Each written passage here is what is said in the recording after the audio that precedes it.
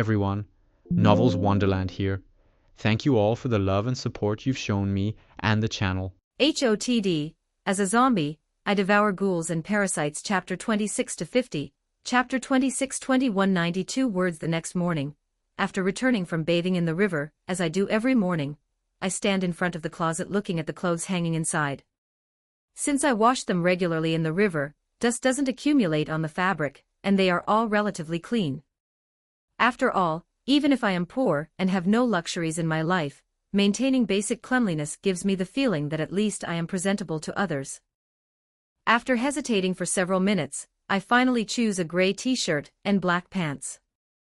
I look at myself in the broken mirror on the closet while combing my gray hair, which is quite long, with the ends almost reaching my shoulders. I must find a way to cut it soon. The problem is that I don't have any money to go to a barber. I suppose I could try to cut it myself with a knife, but I would probably end up looking even worse. Well, there's no point in worrying about something that can't be solved, so I move closer to the mirror and carefully examine my eyes. The night before, I had trained intensely for several hours to learn how to voluntarily enter and exit my ghoul mode. It was mentally and emotionally exhausting, but in the end, I managed to understand it. To enter that transformed state, I need to fill my mind with very strong negative emotions. Whether it's hatred, rage, fear, sadness, or any other dark and intense emotion. I had entered that state yesterday mainly because of my fear that Saya would discover that I am a monster and tell Ray, the sadness of being completely alone again with no one in the world, and the rage that suddenly arose when those children hit me with a rock. The three emotions added up and awakened what I call ghoul mode, because I don't have a better way to name it. And to get out of ghoul mode and return to normal, I need to do the opposite of what I do when I enter that mode. That is, I must clear my mind of all those negative emotions and reach a calm and empty state of mind. This was much more difficult to achieve than entering ghoul mode. Clearing my mind of negative emotions is almost impossible for someone like me in the first place, since my entire life is filled with dark and negative thoughts. Even so, I'm satisfied that I managed to do it.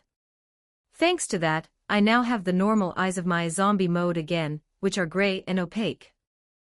To hide them better and look more human, I use new blue contact lenses and put them in. Apart from the fact that my skin is paler compared to normal children, and my height is a little shorter for someone my age, the child's face reflected in the broken mirror is quite cute objectively. One could easily imagine that I will be handsome when I grow up and mature. If I ever grow up, of course. With those thoughts, I leave my abandoned building and start walking through the city streets toward the Takagi mansion where my birthday party is supposed to be. In fact, I can't get what happened yesterday out of my head. I'm referring specifically to what Saya said to Ray after I left. Could there really be another valid reason for her to ask Ray to stay behind and talk to her while I wasn't there? Well, I was probably just being paranoid yesterday, as usual. It's actually possible that Saya and Ray want to plan some special surprise for my birthday today without me knowing. That would make more sense.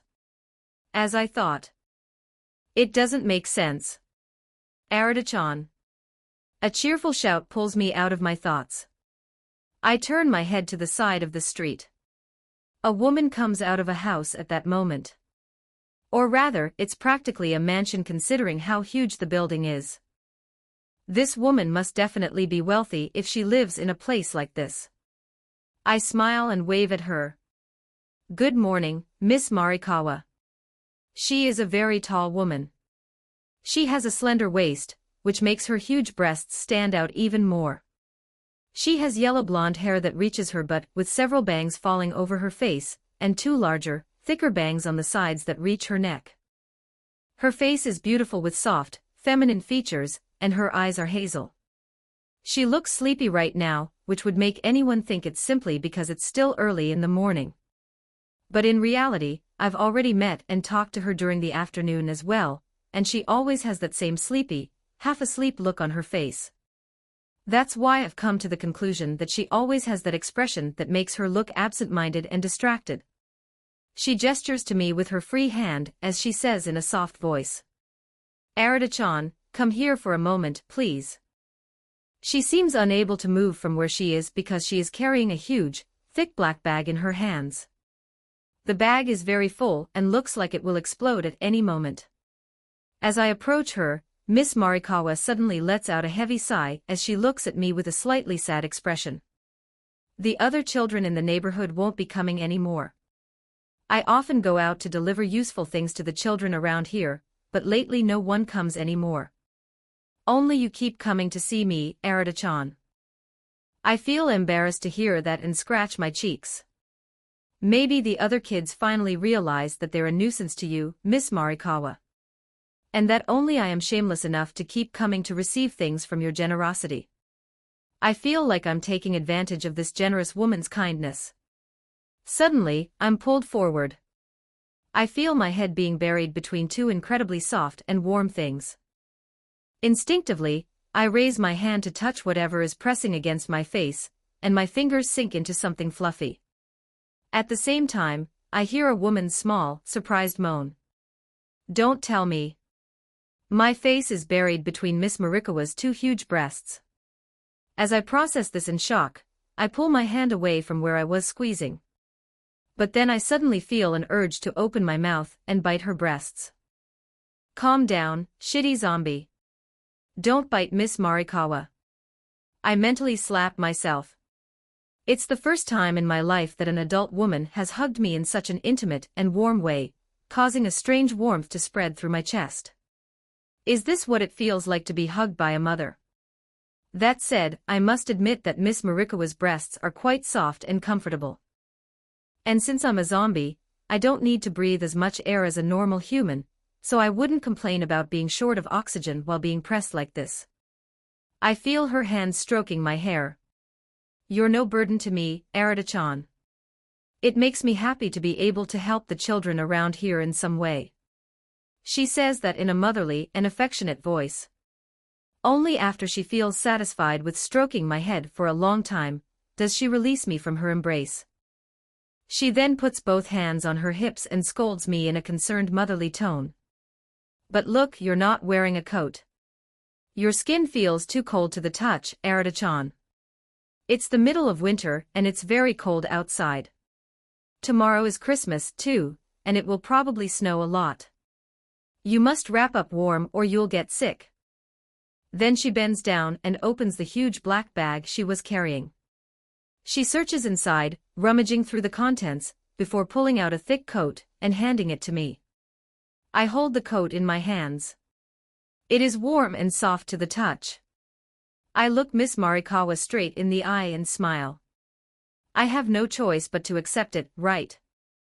She nods enthusiastically several times. That's right. You absolutely must accept it without protest.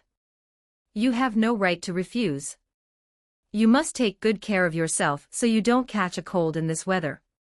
And since it's winter and tomorrow is Christmas, I thought it would be a good opportunity to give the children warm coats today. By the way, this is the kind Miss Morikawa who has been giving me clothes for years, and I think I've mentioned her before. Even though she always insists that they are just old used clothes that she no longer wants, I know perfectly well that it's actually a lie. The clothes are new. She probably says they are used so that some children won't think they are a nuisance or a burden to her by accepting expensive gifts. But it's precisely because she is so kind to think that way that many stupid and ungrateful children often speak ill of her behind her back. They complain that she only gives them second-hand clothes. Spoiled children wouldn't feel any guilt if they knew they were new. Instead, they would be genuinely happy and grateful. And the main reason why only I keep coming to see her while all the other children stopped is because those brats got bored of receiving so-called used clothes from her. They think they deserve better. Only I am grateful to her from the bottom of my heart. After all, unlike me, all the other children have families and warm homes. They don't know what it's really like to have nothing in life. I look at Miss Morikawa and say what I think. I've never told you this before, Miss Morikawa, but you are truly a great person and very kind woman. By the way, why do you give clothes and things to the children in the neighborhood, even though no one needs them? Apart from me, there are other street children living in this affluent part of town. Of course, Miss Morikawa has no idea that I don't actually have a proper home, or a family to take care of me. Hearing my direct question, Miss Morikawa flashes a sad, melancholy smile as she gazes up at the clear sky. She begins to speak in a soft voice. It's to try to erase a sin from the past. Erase a sin? I repeat, confused. She nods as I see the sky reflected in her hazel eyes. My mother had another child besides me in the past. But she abandoned him when he was just born. I wasn't there at the time to stop her because I was studying, and I've felt guilty about it all these years. I feel that if I had been there, I would never have allowed my little brother to be abandoned in such a horrible way. She pauses before continuing. I started giving gifts to the children in this area regularly after I found out about that. Somehow I feel like this way I can pay for my mother's terrible sins, and at the same time try to erase some of the guilt I feel for not being able to protect my little brother. So she has that kind of painful past. A child abandoned at birth, huh? That reminds me quite a bit of myself, as I too was a child who was abandoned at birth by my parents. I can't speak for that other abandoned child I never met. But personally, I didn't mind being abandoned too much. After all, I understand how my parents must have felt when they saw me. Having a zombie baby must be terrifying. Surely no one in their right mind would want it around. At least I should be thankful that they didn't take me to some laboratory, right? I don't want to be a lab rat. So thank you, Father, Mother. So I display a big smile at Miss Morikawa. As I thought, you are actually an incredibly kind and gentle person, Miss Morikawa. When I grow up and become an adult, I would very much like to find a wife as wonderful as you. Miss Morikawa flashes a broad smile with slightly flushed cheeks, as she puts her hand on my hair again. You're quite cute and very talkative today, Arita-chan. Take good care of yourself so you can grow up healthy and strong, okay? Be kind, be a gentleman, and find a good wife in the future who will make you happy. I say goodbye to her after chatting for a few more minutes. I put on the coat she gave me. It's black, exactly the same color as my pants, and it fits my small frame well. I start walking back toward the Takagi mansion with a smile on my lips. Today is my birthday, and I hope everything goes well. 20 advanced chapters on Patreon. com/Olwen Moriarty Chapter 27, Chapter 27 1956 Words Takagi family's butler, an elderly man with white hair, leads me inside the mansion. He then bows politely as he tells me to come in. There is no one else in the waiting room now. As I sit in the luxurious guest chair, I feel completely out of place. This is quite a luxurious environment after all. A poor zombie like me is not used to this kind of luxury. After waiting for a few minutes, fidgeting with my fingertips due to the discomfort, the door to the room opens. Saya enters. She is wearing a knee-length black dress, and a pink shirt with flared sleeves that suits her very well. Her pink hair is tied up in 2 twin ponytails. She looks like a pretty porcelain doll. Welcome, Arita. I notice that the tone of her voice this time sounds more formal compared to the other times we met. Good morning, Saya. You look very pretty today. I greet Saya with a big smile. You took a long time. Even Ray got here before you. Well, I stayed longer than planned talking to Miss Morikawa, so I inevitably took longer to get here. But is it just me, or is Saya's gaze different too? I can't identify what emotion is in her orange eyes behind those glasses, but I definitely notice that her gaze wanders when she talks to me. Why can't she hold direct eye contact?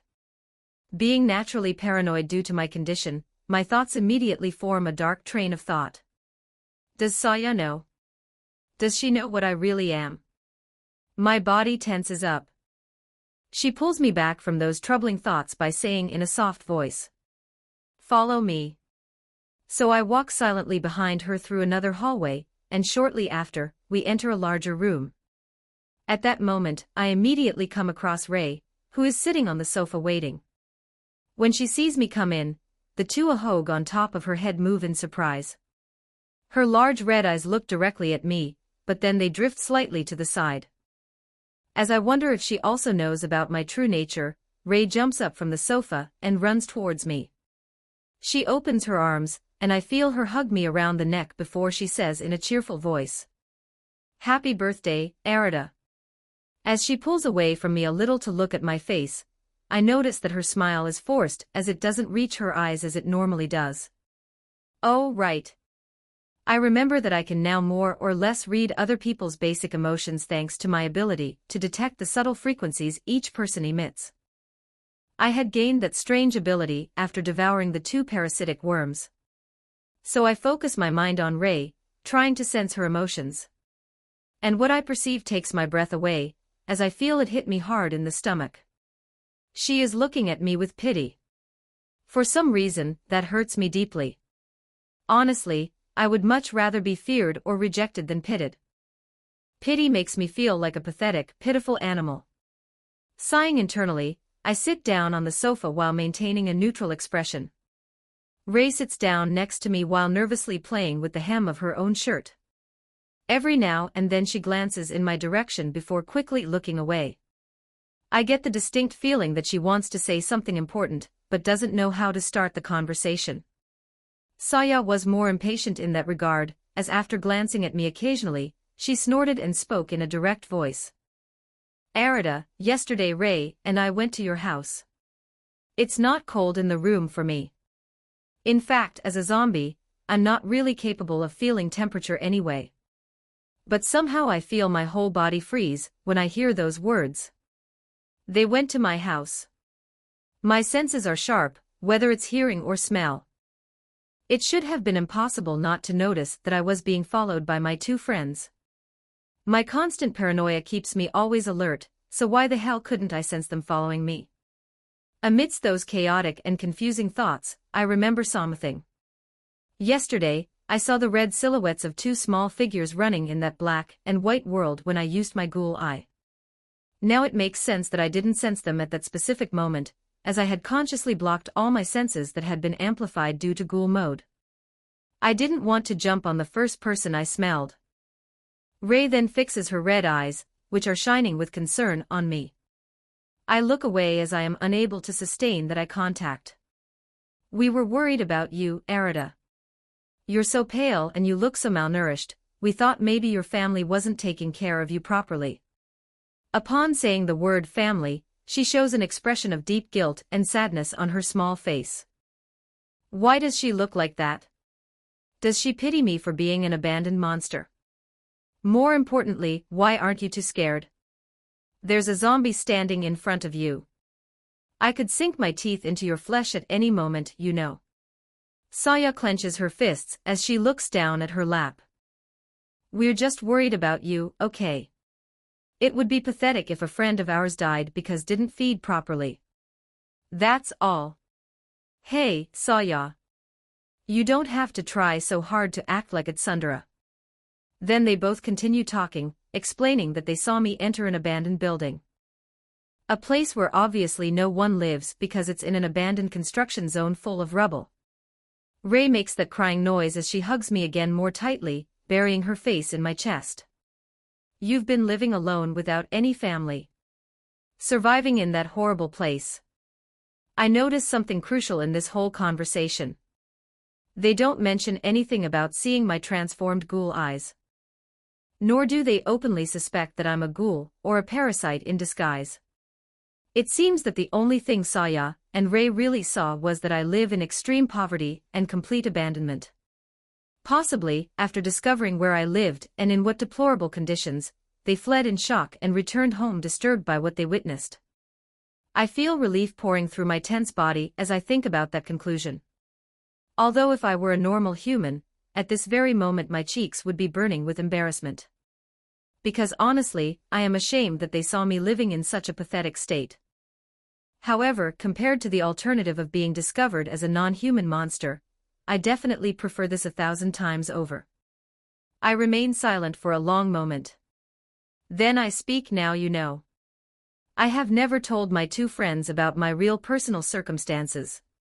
After all, they are both still very young, only 10 years old. And in reality, I didn't really know what I should tell them either. I got kicked out of my house because I'm actually a zombie, and since then I've been living on the streets. Just as I thought. That dialogue won't work. I'm so sorry, Arita. Ray apologizes. I always knew something was wrong with you, Arita, but I never dared to press you too much because I thought it would make you uncomfortable to talk about your situation. I'm so sorry. She's still hugging me, so I can feel her small body trembling against mine. I raise my hand and place it on her head, stroking her orange-brown hair. Don't cry, Ray. I'm used to living like this, you know. You don't have to blame yourself either, since it's true that I'm uncomfortable talking about my situation. Saya, who has been squinting at my hands stroking Ray's head, suddenly lifts her chin and fixes her orange eyes on mine. How long have you been living like this alone? Since I was 5. I decide to lie about that detail. After all, if I told them the truth that I was abandoned just a week after I was born, it would be suspicious. A baby at that age can't walk on its own, let alone fend for itself on the streets. Thanks to my strong zombie physique, it wasn't impossible for me to start walking relatively easily after only a week of being born. But of course they can't know that. As I tell that lie about the 5 years, I feel Ray tremble even more in my arms before pressing herself closer to me. Saya's serious expression breaks for a moment, and her eyes open a little wider behind her glasses. But unlike Ray, she doesn't look at me with pity. That gleam, is it determination? I don't know for sure, but I wonder what this clever little tsundere has decided to do this time. Ray speaks. That was a year before I met you, right? You've been abandoned and alone for so long, no wonder you look so malnourished. My lips twitch slightly at that comment. As a zombie, I shouldn't even be able to grow at all. Zombies are dead, so no organs should function properly. But some of my organs do function, albeit at only half the power that a human's should have. That being the peculiar case, I can grow physically, but at a slower rate than a normally developing human. It's quite possible that this is due to the lack of proper nutrients that come from living supernatural beings, such as ghouls or parasites. Also fresh human hearts, which I remember were quite delicious when I tried them last night. Because just eating normal raw animal meat doesn't feed me very well. Thinking about it carefully, I realize something important. I no longer feel any hunger when Ray hugs me so closely. Normally, her scent would make me salivate. It seems that the human heart I devoured last night satisfied me enough that I am no longer constantly hungry when I look at my friend. That's very good. That's really, really good. Ray pulls away from me and puts her hands on her hips as her cheeks puff out. You should have asked us for help much earlier, Arita. I would definitely have helped you at that time if I had known. Why are you suddenly standing up? I'll find a solution to your situation today. You can't go on living like this. It seems like she wants to rush out and do something about it. I'll go right now and talk to my father. He'll know what to do. She says as she heads for the door, but Saya stops her by grabbing her arm. After letting go, Saya crosses her arms and snorting, begins to speak. Enough with the sad faces and crying. I don't like drama. It's this big idiot's birthday, and we should enjoy it properly. We can fix his situation after the party. There's plenty of time. She displays a mysterious smile that makes Ray look at her suspiciously. I look at them both silently as I feel the atmosphere in the room gradually change to something much more pleasant. Saya and Ray have seen my human secret, so to speak. My poverty, my abandonment, my loneliness, and they didn't run away scared or disgusted. Instead, they decided to help me. That makes me smile genuinely as I think warmly in my chest. They're really good girls. 20 advanced chapters on Patreon. com/Owen Moriarty Chapter 28, Chapter 28 1013 words. The conversation between the three of us continues in a more relaxed manner after that moment. I feel that somehow a big gap between us has been closed, and we are closer than before. I guess secrets are bad after all. With people you trust, you should be honest with them. Thinking that, I blame myself for hiding many things from them. To be honest, I don't want to hide anything from them. But at the same time, I'm a little afraid of how they will react. But maybe someday I can tell them my secret. After all, if I hide things, it's possible that sooner or later they will get involved in something scary because of me and die, losing them forever. I don't know much about this world and all the secrets it holds. Maybe Tuka knows. I need to meet with her and ask her what she knows. Only then will I be better prepared, since knowing the enemy is the key to victory, or something like that. I don't remember. Let's stop thinking about those things and enjoy the moment. So we finally reached snack time, and both Saya and Ray got up to bring the cake. I saw them leave the room together, and a few minutes later they returned carrying a huge cake between them. It was 3 tiers with elaborate decorations of white cream and red strawberries. It must have been quite heavy because they both had expressions of effort on their faces. Be careful, Ray. Don't drop it. Saya shouts as she takes small steps. You be careful, Saya-chan. You're going too fast. Ray responds in the same tone. As the two shout, neither of them pays attention to what's in front of them because their eyes are focused on each other or on the cake. I watch with alarm as they approach a chair that is out of place near the table. Watch out! I shout, trying to warn them. But it's too late. Both girls' legs collide directly with the chair. They both exclaim in unison with voices of surprise. Ray and Saya manage to stabilize themselves by maintaining their balance, but the huge cake along with the silver tray that was holding it has already completely left their trembling hands. It flies forward in slow motion, spinning in the air. The two of them are paralyzed by shock, their eyes wide open. Before the girls' incredulous eyes, my body moves. I jump up from the sofa at high speed, grab the silver tray flying through the air with my right hand, and immediately put it in the exact trajectory of the falling cake. But instead of letting it collide with force, I use the downward speed of the cake to retract my arm with the tray at the same rate. In this way, using basic physics and balance, I manage to land the cake on the tray without deforming it. I praise myself as not even a strawberry moves from its place. I accidentally just used physical dexterity and coordination that are not normal for a 10-year-old human boy. The two frozen girls finally manage to react again. Ray's eyes shine brightly, and with her cheeks flushed with excitement, she begins to clap. That was great, Arita. You looked like a protagonist I saw recently in an action movie, grabbing a tray with lots of full glasses. Not a single one spilled. But that's a movie, and you did it in real life. While Ray looks proud for a reason I can't understand, Saya narrows her eyes behind her glasses as she watches me before nodding. For you to catch it. In fact, you must have very good coordination of your body, along with fast eyes, brain, and hands working together.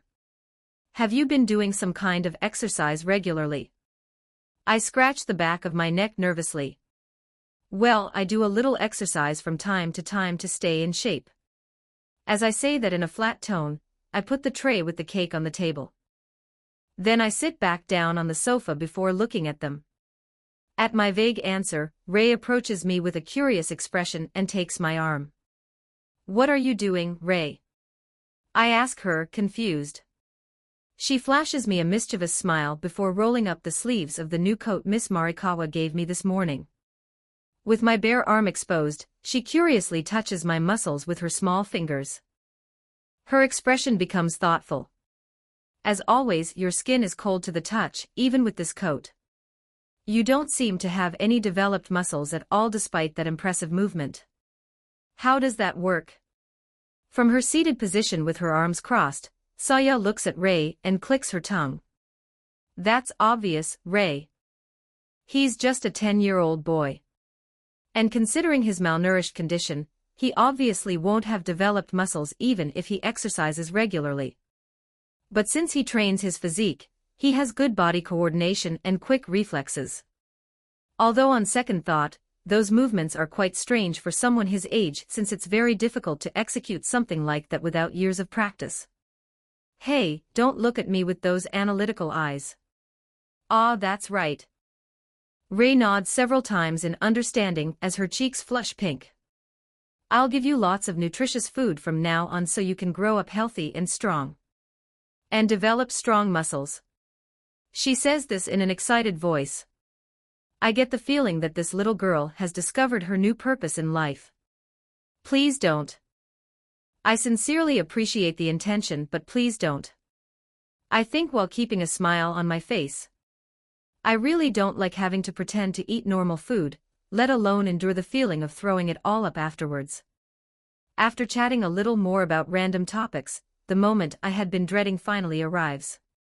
20 advanced chapters on Patreon. com/Olwen Moriarty. Chapter 29. Chapter 29. 12:46 words. The two girls stand in front of me with serious expressions. And then they start singing happy birthday to me. I almost squirm on the sofa out of sheer embarrassment. What the hell is this? Even Ray never sang this song to me on my previous birthdays. So embarrassing.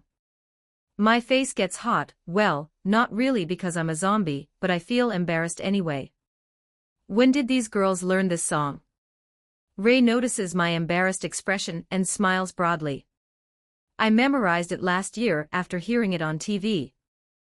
I wanted to sing it to you on your next birthday. Saya sighs and looks at me with a neutral expression.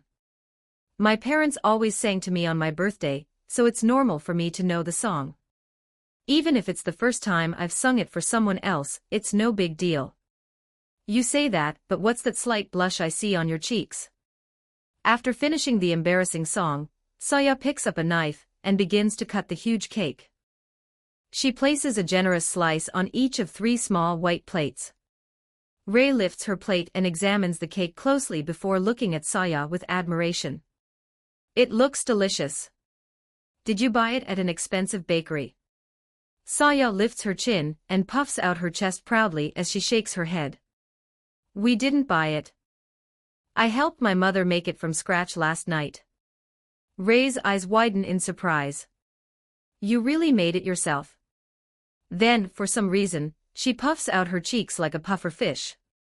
Saya freezes upon hearing Ray's tone.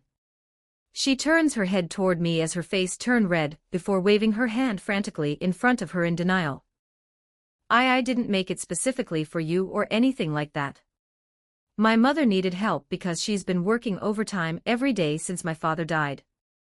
I scratch my cheek with an amused smile. Is that so?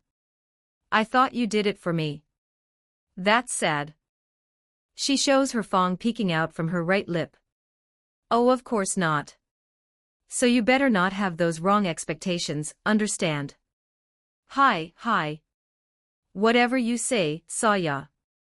I can see that she has gone back into her tsundere mode, but I know how to handle a tsundere girl like Saya.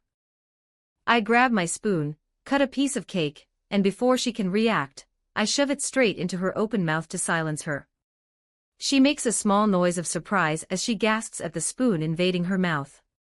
I pull the spoon out, and she automatically chews the cake while glaring coldly in my direction, as if she wants to murder me. As she swallows the bite, she opens her mouth to yell at me. Why are you? But I shove another spoonful of cake into her mouth before she can finish her complaint. Only then does the little tsundere calm down and give up. She starts silently eating her own plate of cake while her eyes glint dangerously. Why is she chewing as if the cake were my own flesh? I also cut a piece of my own cake and put it in my mouth before quickly swallowing it. As expected, the taste is horrible. Fresh human heart tastes sweet to me like a fancy cake. And this real cake tastes like rotten shit. My zombie biology is backwards. I swallow it and make an exaggerated gesture of chewing with pleasure. I pretend to swallow even though it has already gone down my throat before putting my best smile on my face. It's delicious, Saya. You really did a great job. Saya snorts disdainfully at me, but says nothing else. It seems she is afraid that I will put the spoon back in her mouth if she opens her mouth too wide to speak. Ray suddenly pokes me in the waist with her finger. Even though I don't feel pain as a zombie, I'm still able to sense when someone touches me. I turn my face toward her and see that she's unhappy as she has a pouty expression. "What's wrong, Ray?" She points a finger at my plate of cake before saying with puffed cheeks and a demanding voice, "Feed me too." Is she jealous? I laugh at her adorable reaction and nod. Okay. I know how to handle girls like Ray too. I just need to please her by giving her exactly what she wants. So I start cutting my cake with the spoon into small pieces and feed them to her one by one. She obediently opens her mouth each time like a chick being fed and eats with a happy expression. She makes little noises of satisfaction after each bite. I sigh internally with relief as I continue this process. The reason I'm relieved is because it seems that as long as I distract the two girls this way, I won't have to endure the horrible taste of the cake myself. I spoke too soon and celebrated my victory prematurely. Because after I finish giving Ray all of my cake, she gives me a charming smile and says in a sweet voice, "Now it's my turn to feed you, Arita." I have no choice but to accept being fed by Ray while Saya watches from the side with a jealous expression. But since she's tsundere, she can't express that she wants to feed me too. After finishing all the cake torture, the three of us play various board games and video games for hours. Ray and Saya have fun while laughing and competing. Of course, I don't forget to excuse myself to go to the bathroom to discreetly vomit everything I ate. This includes not only the cake but also the lunch we had. In the afternoon, when the sun is almost setting on the horizon and Ray and I are about to go home, Saya tells us with a serious expression, "My mother wants to talk to us about something important. Especially you, Arita." Both Ray and I agree to meet with Mrs. Since her husband Sachiro died. Yuriko has been busy every day as she suddenly had to take over all the business management and responsibilities that had previously been her husband's. That's why she couldn't be present at my party today or spend more time with her daughter Saya as she used to. In the main living room, the three of us sat together on a long sofa facing Mrs. Yuriko, who was sitting in a single armchair. She was holding an official sheet of paper with stamps on it. Saya leaned forward and asked her mother hopefully, "Oka-san, have you thought about what I asked you last night?" Yuriko nods seriously at her daughter, then looks at me before speaking in a gentle voice. "Arita-kun, I have heard from my daughter about the conditions you are currently living in. You are too young to live alone in such harsh circumstances." She pauses significantly. "Would you like to be adopted as my son?" "Oka-san." Saya's eyes widen in shock, turning her head sharply toward her mother. But she's not the only one who's surprised. In fact, I'm sure I'm the most surprised of all. What did she just say? 20 advanced chapters on Patreon.com/Olwen Moriarty Chapter 30, Chapter 30 1665 words. Hearing what Mrs. Yuriko just said, I stare at her with wide eyes in shock. She definitely takes me completely by surprise, as I wasn't expecting anything like this at all. Be adopted by her. I repeat those words in my mind. I don't remember if I had a happy or dysfunctional family in my previous life. But in this life, I definitely don't know what it's like to have a real family, as I don't have a warm home to return to or the genuine affection of a loving mother. Oh, Oka-san. Answer me. Are you really serious? I hear Saya's voice asking again urgently, abruptly pulling me out of my shock. I turn my head toward her and notice that Saya is extremely surprised by her mother's words. But at the same time, I can see hope shining in her orange eyes. Even so, when I focus my senses on the emotional frequencies she is emitting, I also detect that Saya is emitting a little fear. I'm not surprised by that mixed reaction. After all, her orderly life as a rich little lady is about to be invaded by a stray zombie of dubious origin. Well, that's only if I accept the offer, of course. Ray suddenly lets out a squeal of excitement and jumps off the sofa, looking as if she's just won the lottery. That's wonderful. Arata, you'll accept, right? You'll be able to live here comfortably with Saya. You won't have to be alone in that lonely place anymore. You'll also be Saya's Oni-chan. She looks happy about Mrs. Yuriko's proposal. And although she said that last part in a lower voice, to the point where Saya and Mrs. Yuriko didn't hear it, I was able to hear it with my sharpened hearing. Why do you seem so excited specifically about me becoming Saya's Oni-chan? I don't understand this girl's brain circuits at all, nor what the hell is going on in her head. Yuriko speaks to me again in a determined voice. Arata-kun, Saya told me everything they found out yesterday about your situation. You are an incredibly brave boy who has survived alone for far too long. That's not right. A child your age shouldn't have to live like that. This house is very large and spacious. I always wanted to have a sibling for Saya. But before I could make that happen, Sachiro left. Her lips and eyes tremble as she mentions her husband. I look at Saya for her reaction. She is staring at her hands clasped in her lap. With her cheeks intensely red, she gives her mother a sharp, somewhat annoyed look. What I asked you last night, Oka-san, was to buy him some land and a house where he could live. But having Arata as an adopted brother is...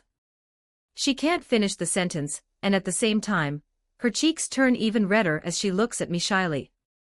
Ray looks at her with a triumphant expression on her face. What's wrong with these two girls? But I have something much more important to think about right now. And that is what to do with this unexpected offer. If I think about it deeply and am honest about it, I find that the human part of me that still survives inside me tells me to embrace this opportunity, as this is the moment when I can finally begin to fit into normal society. However, at the same time, I find that my monstrous side is insistently warning me that this is extremely dangerous because my constant hunger for human flesh will not be quenched by the love of a family, and that one inevitable day, the tempting smell of their flesh will tempt me too much and my control will finally fail. And then I will seriously hurt them, I might even kill and devour them. Breaking my train of thought, I said to Mrs., what about my biological parents? Won't it cause legal problems? Yuriko then asks me. Since when exactly have you been living alone, Arata-kun? Looking at your current physical condition, it's natural to think that you've spent a long time abandoned. I remember telling Saya and Ray this morning that I was abandoned at the age of 5. I repeat that same lie to Mrs. I was abandoned when I was 5 years old. She opens her eyes wide in shock and horror as she brings a trembling hand to her mouth. 5 years old. So young. Then she gets up from her chair and approaches me. As I look at her curiously, I am drawn into a firm, warm embrace. This is the second time I have been hugged like this by an older woman. The first was Miss Marikawa this morning, and the second is Mrs. Yuriko now. Embarrassment runs through my body and I want to pull away, but Mrs. Yuriko holds me tightly. She then speaks again, and I feel sadness emanating from her. They left you all alone when you were very young. 5 years old is barely a baby. Those negligent parents won't show up again after so long, so there's no legal problem if you agree to be my adopted son. And even if by some miracle they do show up now, we can face them together. Because I won't hand you over to someone who already abandoned you so cruelly once. After stroking my hair, she stops hugging me and pulls away. She looks at me with a warm, motherly smile before showing me the piece of paper she has in her hand. This document, once signed by both parties, will make you legally part of my family. You will officially be Takagi Arata. Once signed. Hey, I'm a kid, I don't have a signature. She's probably just saying that to make me feel more secure. I thoughtfully bring my hands to my chin, as I put my mind to work at full speed. How will I be able to hide my diet if I agree to live here? That's the most important question. Also, how will I explain that my skin is always cold to the touch? Or that my eyes are dull and lifeless if I don't wear contact lenses? These are things that both Saya and Mrs. Yuriko will eventually notice if I live with them under the same roof. What if the CCG discovers my existence one day? Or some ghoul organization detects me? For some reason, I feel that day is not too far in the future. Especially since I'm considering going out to hunt ghouls soon. In that risky way, I may find some way to evolve further by consuming their special organs. Maybe I can become more like a normal human. Or maybe I'll become a complete monster 100%. It's a pretty risky gamble if I say so myself. But at the same time, I feel like it's the only viable path available to me. Oka-san. Saya starts to say something in a worried voice. Yuriko raises her hand and says, I know, Saya. She nods before looking me in the eyes and flashing a motherly smile that she normally directs at Saya. Arita-kun, I understand that this is a very, very big decision. You may need considerable time to think about it. And I want you to know that there is no rush. I don't want to pressure you into making a hasty decision. But at the same time, I cannot consciously allow a child, let alone such a dear friend of my daughter, to continue living in those horrible living conditions. She pauses and then continues. So I propose this. You can stay here at the Takagi mansion from now on. There are many empty and comfortable guest rooms. Live with us for a while. And if after a while you feel comfortable and happy here, then we'll proceed with the official adoption. But if you feel uncomfortable or prefer your independence, then I'll buy you a piece of land with a suitable house where you can live decently. Well, that definitely takes away the enormous burden of having to immediately accept or reject being her adopted son. Staying here for a few days or weeks doesn't sound bad at all. I can try out what it feels like to live in a real house. And if any serious problems arise or I feel like I can't control my hunger, I'll just say that I'm not used to living with other people and leave. It's an easy way out. Although from what Mrs. Yuriko just said, she won't let me go back to that shitty abandoned building anyway. I feel a little bad. She wants to buy me an entire plot of land and a house just for me. That must cost a lot of money, right? It's an absurd amount of generosity. She's such a good person.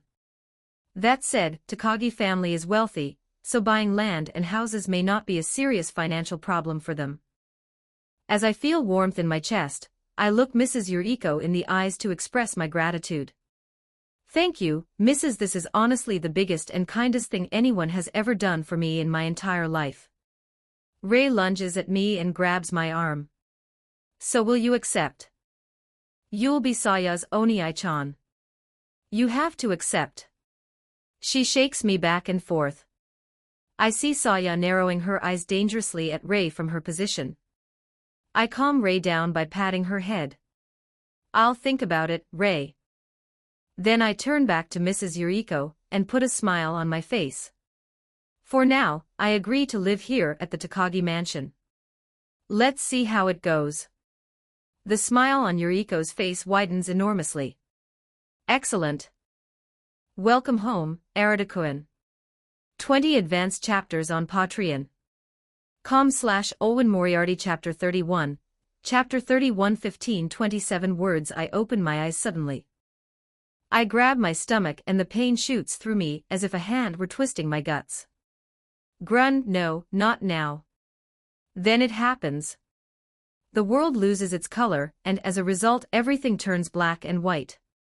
I look through the wall of my guest room and see red, glowing, pulsating silhouettes. They look like masses of flesh and blood, which makes them look delicious. To enter ghoul mode, I need to have my mind filled with dark feelings and emotions. So I automatically entered my ghoul mode because I dreamed of Saya and Ray being devoured by me. My eyes are fixed on two silhouettes in particular. One in a large room and one in a smaller one. Yuriko and Saya. I slap myself hard. Control yourself, damn it. Grun. But my stomach won't listen, and the pain intensifies as my mind clouds over with thoughts of tearing their flesh apart and devouring it. I feel saliva pooling in my mouth, and it scares the shit out of me. They're not food. They're people. Saya is my friend. Yuriko took me into her home. But my body doesn't understand that. I look around with what I call ghoul vision and see more red silhouettes everywhere. They are the guards patrolling the surroundings. I have to get out of here before I do something stupid. I stagger out of bed and approach the window. I open it carefully so as not to make any noise. Then I deactivate my ghoul vision, bringing color back to the world. Even so, as a zombie and now in my ghoul mode, I can see quite well at night when my senses are this amplified, and I observe the outside thoroughly. I identify all the exact points where the security cameras are installed and recording. There are 7 in total covering different angles of the garden. I memorize their locations and viewing angles. Grun. My stomach protests again. Come on, Arita. Get out of here. Then I climb out the window, propelling myself upward with my enhanced legs. I disappear into the dark night, moving specifically through the blind spots where the cameras cannot record my escape. Once I am far enough away from the Takagi mansion, I reactivate my ghoul vision. I start jumping from roof to roof, and as I listen to the sound of the wind, I realize something. I am much better at controlling my strength now. The last time I entered ghoul mode, I had to be very careful not to destroy everything. But now I can jump more than 15 meters effortlessly, and I can land exactly where I want. Grun.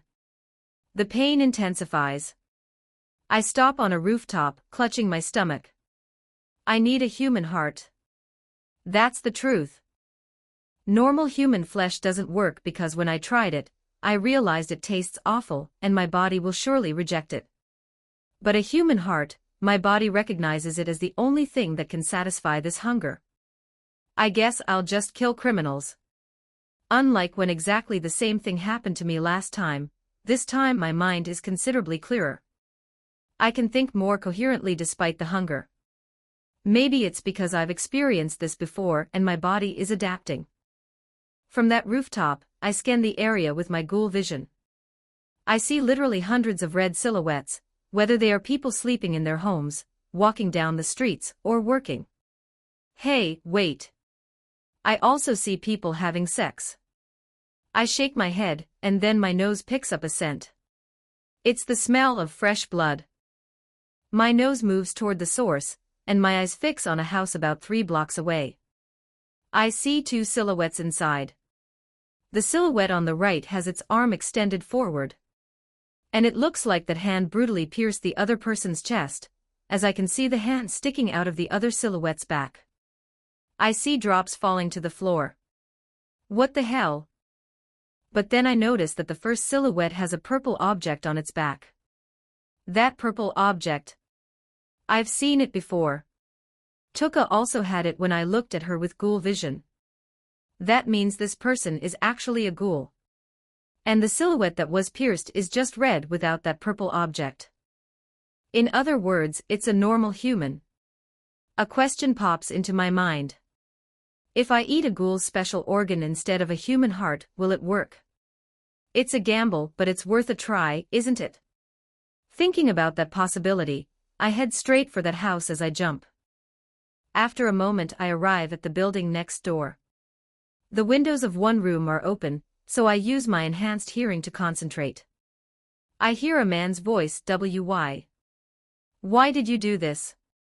I loved you." Then I hear a woman's laughter that sounds cruel and cold. "You're the easiest prey I've had so far. You really fell in love with me from the internet without even meeting me in person. Ridiculous." She laughs even louder. "Now I'll use the internet to lure more pathetic simps like you so I can eat them. It's too easy." Then, in that black and white world, I see the ghoul violently pull her hand away from the man's chest. Blood splatters explosively from the body of the second silhouette before it collapses. Falling in love on the internet. I guess there are all kinds of people in the world. But at least he was lucky that the person he fell in love with was actually a woman, and not a 40-year-old man dressed up as a woman, right? That would have been even more pathetic. I shrug at my own thoughts. Deactivating my ghoul vision, I push off from the rooftop and fly through the air. I enter through the window and land with no intention of hiding my presence. I see the guy lying in a pool of blood with a hole in his chest, his lifeless eyes staring at the ceiling. The female ghoul with black scara and bright red irises abruptly turns her head toward me. She gives me an alarmed and surprised look at my unexpected presence. I smile in a friendly manner and give a small bow. Apologies for the sudden intrusion. As I say that politely, I look more closely at the ghoul woman in front of me. Eck, a toad. I get scared and take a few steps back. Hearing my honest comment, the ghoul woman, no, the ghoul toad immediately shows a cold face full of rage. Her already ugly expression becomes even more unpleasant, twisted by hatred. She kicks the dead body of the man, as if it were trash, while turning completely toward me with hostile intentions. It was at that precise moment that she notices my eyes. "Are you a ghoul too?" she says with surprise in her voice. But then she sniffs the air, and shortly after, her expression changes to confusion. "You're not really a ghoul. I don't know what the hell you are exactly." Her tongue comes out and she licks her lips. "But you smell delicious." I've never committed cannibalism, but I guess this time will be an exception. "Wait, you can't really be a ghoul, right? You seem to be a walking dead, so it's okay if I eat you. It won't count as cannibalism." She flashes a horrible predatory smile. Sharp white teeth are visible on her toad-like face. I spit on the ground in disgust. I put on an expression of deep revulsion before looking at the dead man on the ground with pity. This guy must have had an unbreakable will and truly blind love to be able to romantically love an ugly toad like you. It's a real shame he died in such a pathetic way. May he rest in peace. The smile slowly disappears from the toad's face, leaving only an expression of hatred. "You insolent little brat. You'll pay dearly for those insults." Toad shouts furiously. Splorch. A wet, disgusting sound occurs. A pulsating mass of crimson flesh explodes from her back. Unlike the ghoul I faced when I was 6, which had something resembling wings, this thing only has a mass of flesh protruding from the right side of her body. It actually looks more like a long, thick tail since it sticks out right above her butt. She points her finger at me while her tail swishes behind her. "Today I'll taste your delicious flesh, okay? It's your fault for breaking into my house." She laughs with that ugly toad face. Grun. My stomach growls again, but I realize that this time it's because it has found a source of energy. I found my dinner. I smile as I crack my knuckles. Because I'm very hungry too. 20 advanced chapters on Patreon. com/Olwen Moriarty. Chapter 32. Chapter 32 1072 words. Ghoul toad has a predatory smile on her face as her tail tenses behind. It's not pleasant, but I can see the pulsing veins through that disgusting thing even from here. Then it lunges at me at a speed that would probably scare any human. Whoosh!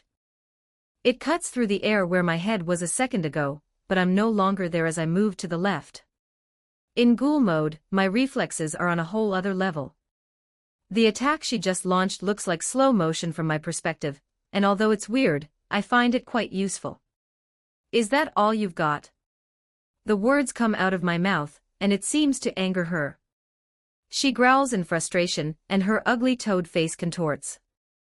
I honestly don't know how that guy could have fallen in love with her. Maybe he used fake photos on the internet or something. Her tail swings in multiple directions, leaving blurs in its wake as she desperately tries to hit me from the left, right, above, or below.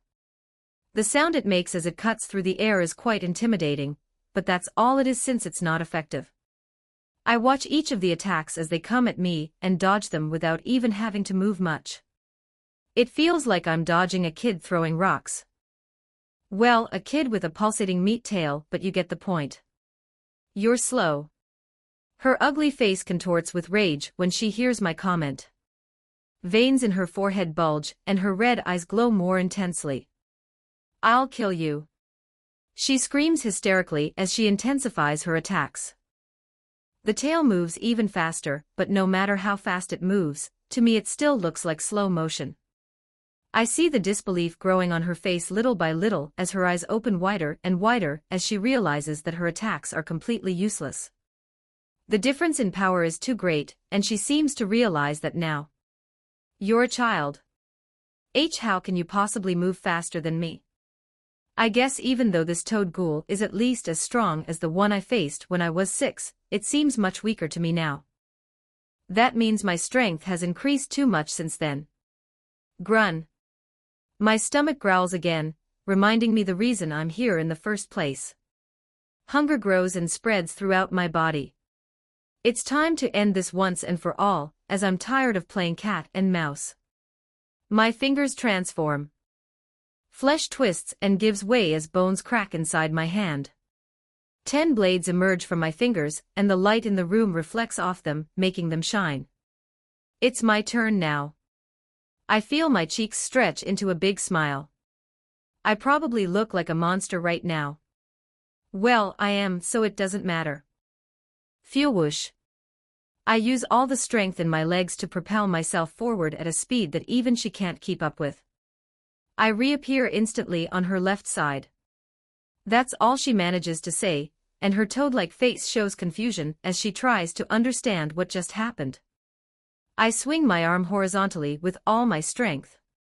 My blades cut cleanly through her left arm. The flesh is torn apart, the bones are broken, and blood splatters. Her arm falls to the ground with a wet sound, separated into 4 clean parts. It hurts so much. Finally, her brain registers the pain, and she screams at the top of her lungs. Blood gushes from the stump where her arm used to be. But I don't stop at her scream, as I feel no pity or remorse. She killed that poor bastard just for fun, and because he's easy to fool, so I guess she deserves it. I move behind her before she turns around to see me. Foo-foo-foo. I laugh darkly as I lower my gaze to the back of her knees. I can see the tendons clearly through her skin. Her knees immediately buckle, and she collapses to the ground. She can no longer support herself since with her tendons cut, her legs are now useless. But seeing me slowly approaching, she uses her tail to propel herself backward at high speed, scraping the floor with her only arm. I watch her as she tries to crawl away pathetically across the floor. What is this? I laugh out loud as I find the sight funny. Is this what a cockroach looks like when it tries to escape after having its legs torn off? I flex my body, preparing for the final push, and lunge forward. The floor breaks beneath my feet, creating spiderweb-like cracks as pieces of wood and cement fly off. The next moment, I'm in front of her again, blocking her escape. I am possible. Her red eyes widen as she stares at me and screams in a voice trembling with terror. She uses her tail to attack me from her unsteady position. I grab her tail with my left hand as she lunges at me. My 5 fingers close around it and I squeeze. Crunch. The hard texture of the outside breaks under my grip, and I feel the pulsating flesh beneath it writhing in my palm. Let me go. It seems that her tail is her weak point as her voice is weak now. As soon as my fingers got in there, she lost all her strength. How pathetic. I pull hard without mercy. I rip the tail from its base on her back. The flesh tears, the nerves snap, and the organ separates from her body with a wet, disgusting sound. Jaya-wayawa. I hear her cry of agony echo throughout the room. The neighbors will probably hear it and come to inspect the place since it's an area with many houses. I laugh as I hold her torn-off tail in my hand. Foo-foo-foo. I throw the tail aside since I no longer have any use for that part. Although I feel a little hungry when I look at the tail, I realize something more important. What I really need is inside her body. 20 advanced chapters on Patreon.com/Olwen Moriarty Chapter 33, Chapter 33 1473 words. I crouch down next to her as she lies on the floor shaking violently.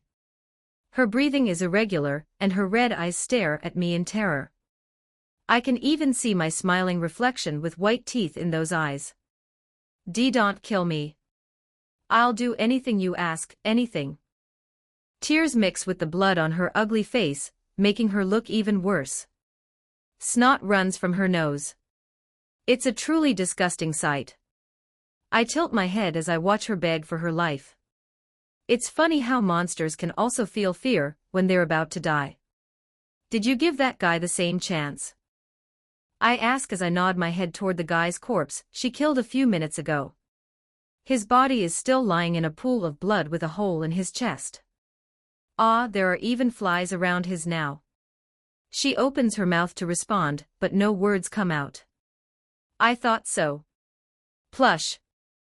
I drive my hand with the blades directly into her back without giving her any more time to beg. My fingers pierce through flesh and bone. I search for the specific organ that I saw glowing purple with my ghoul vision. It has to be here somewhere. The thing I realized earlier is this. The ghoul I killed when I was 6 years old. At that time, I didn't have ghoul vision yet, so I didn't know he had a hidden organ where his wing comes out. I regret that now. At that time, even though the vertebra came out along with the ghoul's wing when I ripped it out, the organ that produces it was still hidden inside his body. Ah, here it is. Finally, my fingers touch something hard and pulsating. I grab the thing firmly with my hand, feeling it beat, and reminding me of the human heart I ripped out. I pull it out with all my strength. Ryasharp. I rip the ghoul's special organ out of her body. She shakes violently as her entire body convulses, as if it had been given an electric shock. Then she becomes completely motionless at the same time, as her red eyes turn dull. She's dead. I say without much emotion as I stand up, holding the newly extracted organ in my hand. It is covered in red blood and drips constantly onto the floor. It is about the size of my fist, maybe a little bigger, and is purple with pulsating red veins running through it. Grum. The smell of blood and the organ in my hand makes my mouth water and my stomach growl. Here we go again. I've come this far and there's no point in hesitating now, so I put it in my mouth. Cruise shush. The texture is chewy but also crunchy in certain parts. Its taste explodes in my mouth and I almost vomit immediately. It's disgusting. Really disgusting. It's nothing like the human heart I ate. If I had to compare, then I would say that the human heart is a gourmet dish served by a professional chef, and the ghoul's organ is cheap fast food. No, it's worse, as it's like biting into a rotten hamburger that you would find in a trash can full of worms. But my hunger is stronger than my revulsion. I swallow the first piece, forcing myself not to vomit it up. I immediately feel heat spreading from my stomach to the rest of my body. It's painful. My insides twist and my muscles tense, but at the same time it's pleasurable because it somehow feels like scratching an itch that I haven't been able to reach for years. I continue to devour the organ greedily, ignoring the disgusting taste. Crush. In less than a minute, I have consumed the entire organ. Then something unexpected happens. My body begins to change. I hear and feel my bones adjusting. My muscles tense and expand slightly under my skin. The heat intensifies even more, concentrating especially on my back. What's happening? I bring a hand to my back, trying to touch whatever is changing there, but I don't feel anything externally. My skin feels normal as there are no lumps or bumps. Is it internal then? Is it possible? I activate my ghoul vision for a second. The world turns black and white again, and I look down at my own body. My silhouette isn't red like the humans or ghouls I've seen so far. It's gray. Inside that gray silhouette, I can see my back. Just below my spine, where there was nothing before, I can now see a purple object shining. It's much smaller than the one I just consumed. I got my own ghoul organ. Although I still don't know exactly what this organ is called. I could ask Tuka about these things later when I see her. Maybe tomorrow I'll stop by her house to visit her. She probably knows more about this than I do. And now I understand why I didn't get it at age 6. It was because back then I only ate the wing that comes out of that special organ, and not the organ itself. It makes sense when I think about it. It's like trying to plant a tree using only a leaf instead of the seed. I deactivate Ghoul vision, and the world returns to normal colors. I blink a couple of times, adjusting to regular vision again. The hunger pangs in my stomach have completely disappeared as I feel satisfied. I can also feel that I've become a little stronger at the same time as my muscles feel denser. I look at my blood-covered hands and flex my fingers. I transform them into blades and retract them several times in a row. My control is much smoother now. And then I realize something else. Even though the immediate effect of the special organ I ate has passed, and I no longer feel intense heat emanating from my stomach, I can now feel something I couldn't feel before. I can feel the breeze coming in through the open window on my skin. I raise my arm and move it slowly, feeling the air brush against my skin. It's a strange sensation after so long without feeling anything. As a zombie, I couldn't feel anything tactile because my nerves were completely dead. I could see, hear, smell, even taste in a way, but I couldn't feel the touch of things. Although surely a normal human is able to feel this much better than I can. I don't know exactly how my body works, but at least this means that my body is evolving and slowly coming back to life again. I can't help but laugh excitedly at this discovery. Then I focus on the new organ I now have on my back. I close my eyes and try to concentrate on it. I want to use it and see what kind of thing will come out of my back. Unfortunately, nothing happens. It seems I need to consume more ghoul organs. Once it grows enough, then I'll be able to use it. Although I'm a little disappointed by that discovery, as it would have been great to be able to use another type of organic weapon right now, at least I achieved several important things today. I regained some of my sense of touch. In addition, my body has become about a centimeter taller as far as I can tell, and I definitely gained some flesh and muscle. I look around the room. There is a lot of blood on the walls and floor, and there are 2 corpses lying there. The man who was deceived and killed for love, and the ugly toad ghoul who killed him. I must leave before someone comes. I say aloud as I walk toward the window. Especially CCG. If they find this scene and manage to track me down somehow, I'll be in big trouble. And now I have Saya and Mrs. Yuriko as people close to me. If they discover me, I could get them into trouble too. I can't allow that. So if they see me, I'll have no choice but to kill them. Not that I care much about the lives of strangers anyway. I head for the open window I came in through. The cool night air hits my face, and for the first time, I can really feel it on my skin. It's a pleasant sensation. I leap into the night. As I return to the Takagi mansion, nimbly jumping from rooftop to rooftop under the moonlight, I feel quite satisfied. Today was a good night. 20 advanced chapters on Patreon. com/Olwen Moriarty. Chapter 34, Volume 0 to 1198 words. I open my eyes and see a white ceiling. A ceiling that takes me a little out of place. Where did the holes covered with old wood go? I use that to keep water from coming in when it rains through the holes. Mr. Ghoul made years ago. There are no cobwebs hanging in the corners, or dust floating around either. In fact, this ceiling is completely clean. That's strange. The bed beneath me is soft too. Well, I used to be unable to feel these kinds of things properly, but I'm pretty sure my original bed is hard because it's old and worn out. The springs dig into my back when I lie down, and it makes strange noises every time I move. Now I feel like I'm lying on a cloud. What exactly happened? As that thought crosses my mind, I lean on my arms to sit up. I feel the soft texture of the sheets sink between my fingers. I'm already starting to feel things because I ate a ghoul's organ last night. I get excited just thinking about it because I feel more alive than before. Although the sensation is still weak compared to what a normal human feels, at least it makes me realize that my body is waking up from a long sleep. With my train of thought heading towards what happened last night, I begin to remember. Ah, that's right. Actually, from now on, I will be living in the Takagi mansion with Saya and Mrs. Of course, if I like living here, I can stay as Mrs. Yuriko's adopted son. But I'm still very hesitant about that. There are so many things that could go wrong, so it's probably better to accept the offer of a separate house when the time comes, right? Although this bed is really comfortable, let me sleep for about 5 more minutes. At that moment, bright sunlight suddenly spills directly onto my face and startles me.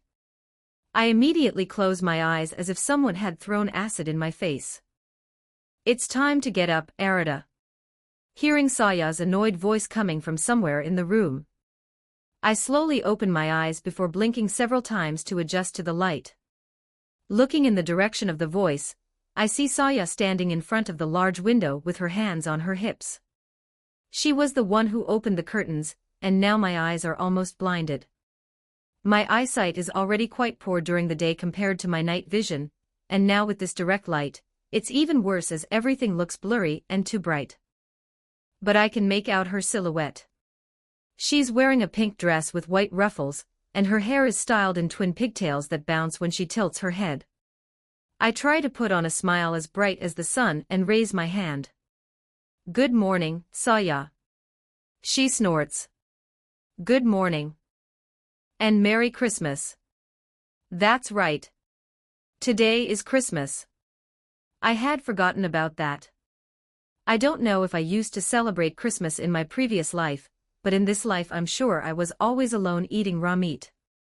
Merry Christmas to you too, Saya. I return her greeting as I look out the window Saya opened. It doesn't seem to be snowing despite it being winter and Christmas. Instead, there is plenty of sunlight shining in the cloudless blue sky. The breeze coming in through the window is cold but not too cold, and I find that breeze on my skin to be pleasant. With her hands still on her hips in a rather authoritative pose, Saya looks at me while I remain in bed and asks, "How did you sleep here?" "Pretty well, actually. I've never slept so late before. Most days I would get up when sun just rising, or even a little earlier to go bathe in the river. I had to do it early so that no one would see me. But now I look at the digital clock on the nightstand next to the bed and see that it's 9 in the morning. Feeling ashamed of being so lazy, I quickly get out of bed. My bare feet touch the floor at the same time that I feel my body is numb. Did I sleep in a bad position? Now that I'm starting to feel again, that means I can feel pain again, or when my body is stiff. The problem is that my body is always numb because I'm a zombie. My muscles are half dead and my joints don't work very well. I have no choice but to swallow that bitterness and get used to it. Saya nods as she watches me stretch to relieve the numbness. That's to be expected. After all, you've been living in a place that's basically no better than having nothing at all. That hurts. But what she says is true. It's lunchtime. She suddenly gives me a sharp look as she says that. Just for today, you're allowed to get up late since it's your first day here. From now on, you will get up early. And I will personally supervise your diet so that you grow well and stop looking like a malnourished corpse. I am startled by that statement. Please, no. Not only Ray but you too? I am grateful that they are trying to feed me so that I grow well, but what they want to give me is not my diet. Are you really the right person to supervise my diet? You're just a 10-year-old girl, right? She makes a proud sound as she lifts her chin. I'm a genius. Preparing balanced and nutritious meals for you is nothing. I've read books on nutrition and child development, so I know what you need to eat to regain your health. I look at her with raised eyebrows, flashing a mocking smile. Weren't you going to supervise my diet? So it's not just that, but you're also going to prepare my meals yourself. I see Saya's cheeks turn red while her eyes widen when she realizes what she just said. She turns her face sharply to one side, causing her twin pigtails to flutter in the air. I'm only doing this because it's sad to see someone so malnourished, you understand. It's not like I'm practicing to be your wife someday, or anything like that. I stare at her blankly. honestly don't know what to say about that. Where did that come from? Realizing what she just said out loud, and seeing me staring at her speechless because I don't know how to respond to that, smoke seems to come out of Saya's head. She screams before running out of the room at full speed. I hear her screaming while she runs down the hallway. Oka-san. Arata is bothering me. Her voice gradually fades away until I hear a door closing somewhere in the mansion. This tsundere. I mutter to myself as I shake my head. 20 advanced chapters on Patreon.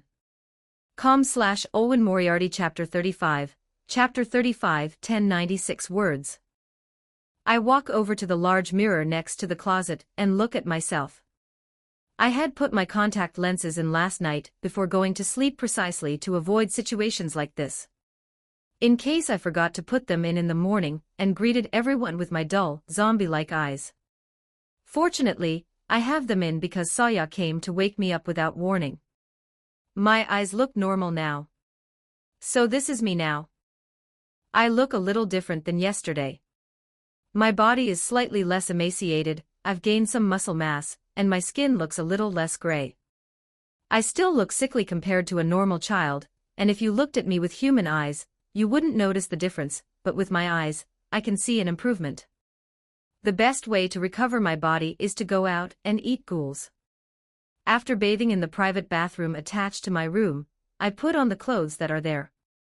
It seems that Mrs. Yuriko has prepared many clothes for me. Thanks to that, I had also changed last night since my clothes were covered in blood from the toad ghoul. Of course, I had thrown them away in a trash can before coming here. I have to thank Mrs. Yuriko for that later. I go down the stairs to the kitchen, following the smell of cooked food, and find Saya carrying dishes from the kitchen to the dining room. Where is Mrs.? I ask as I enter the dining room. I thought I would feel uncomfortable during my first week of living with other people, but am I too calm right now? Well, it doesn't matter.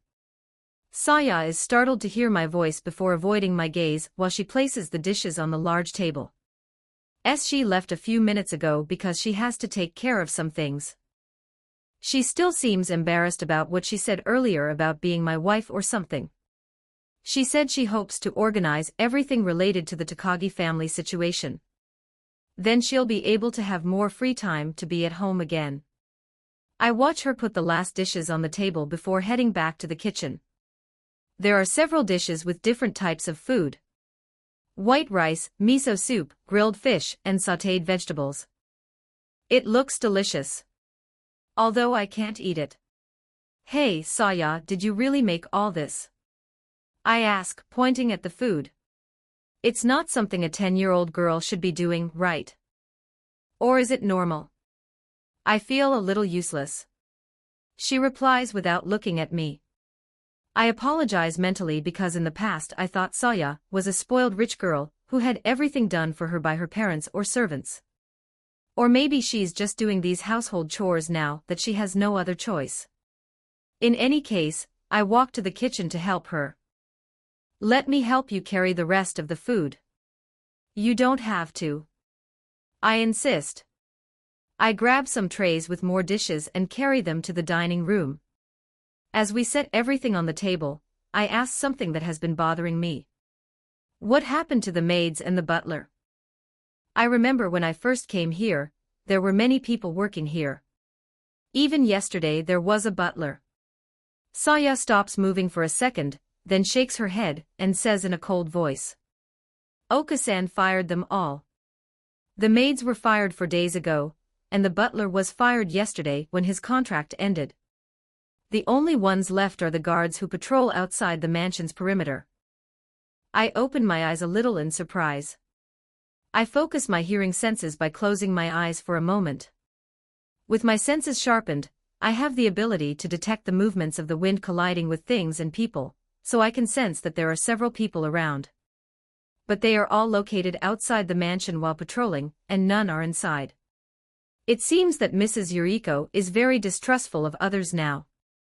She doesn't allow anyone into the mansion who could endanger her daughter's life. It's understandable after what happened to her husband.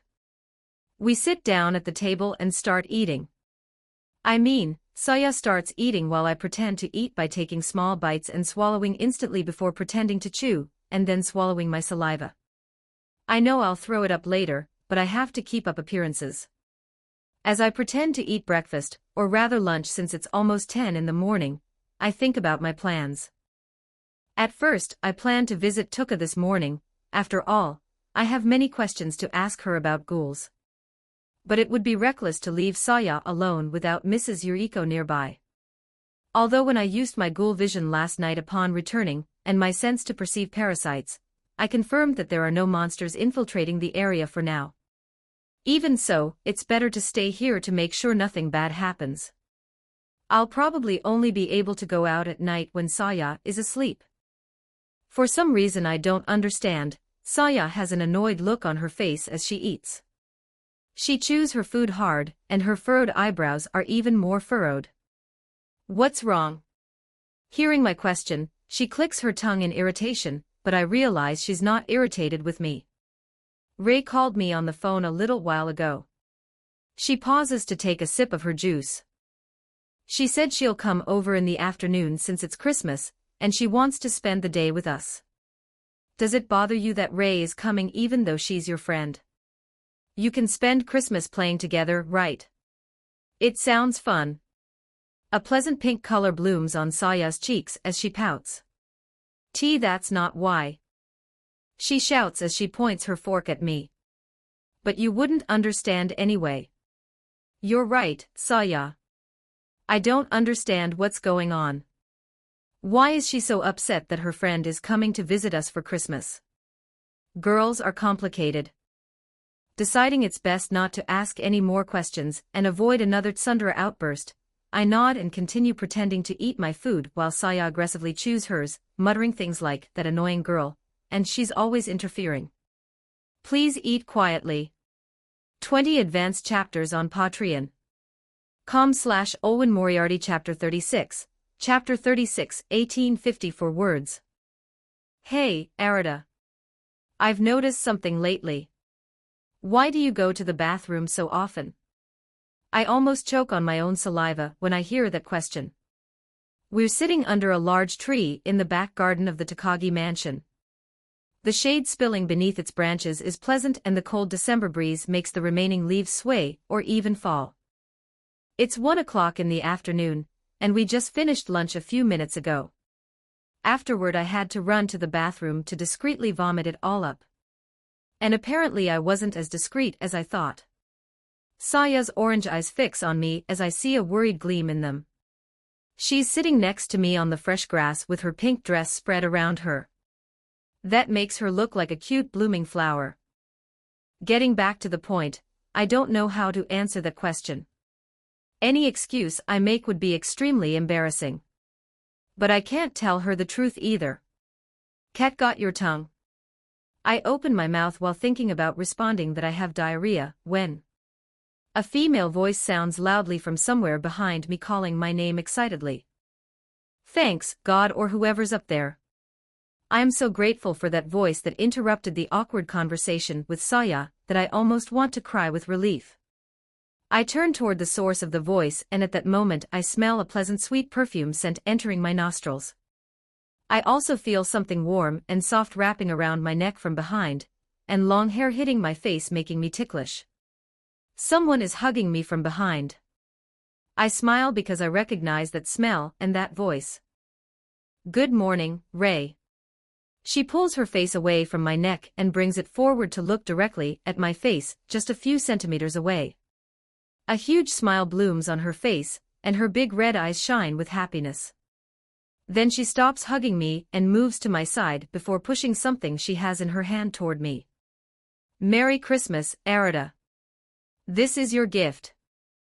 She hands me a paper bag decorated with Christmas drawings, as it has reindeer and Christmas trees drawn on it. I grab the bag with surprise. Is it for me? Ray gives me a strange look before nodding several times. Of course it's for you. Who else would it be for? Then she seems to realize something.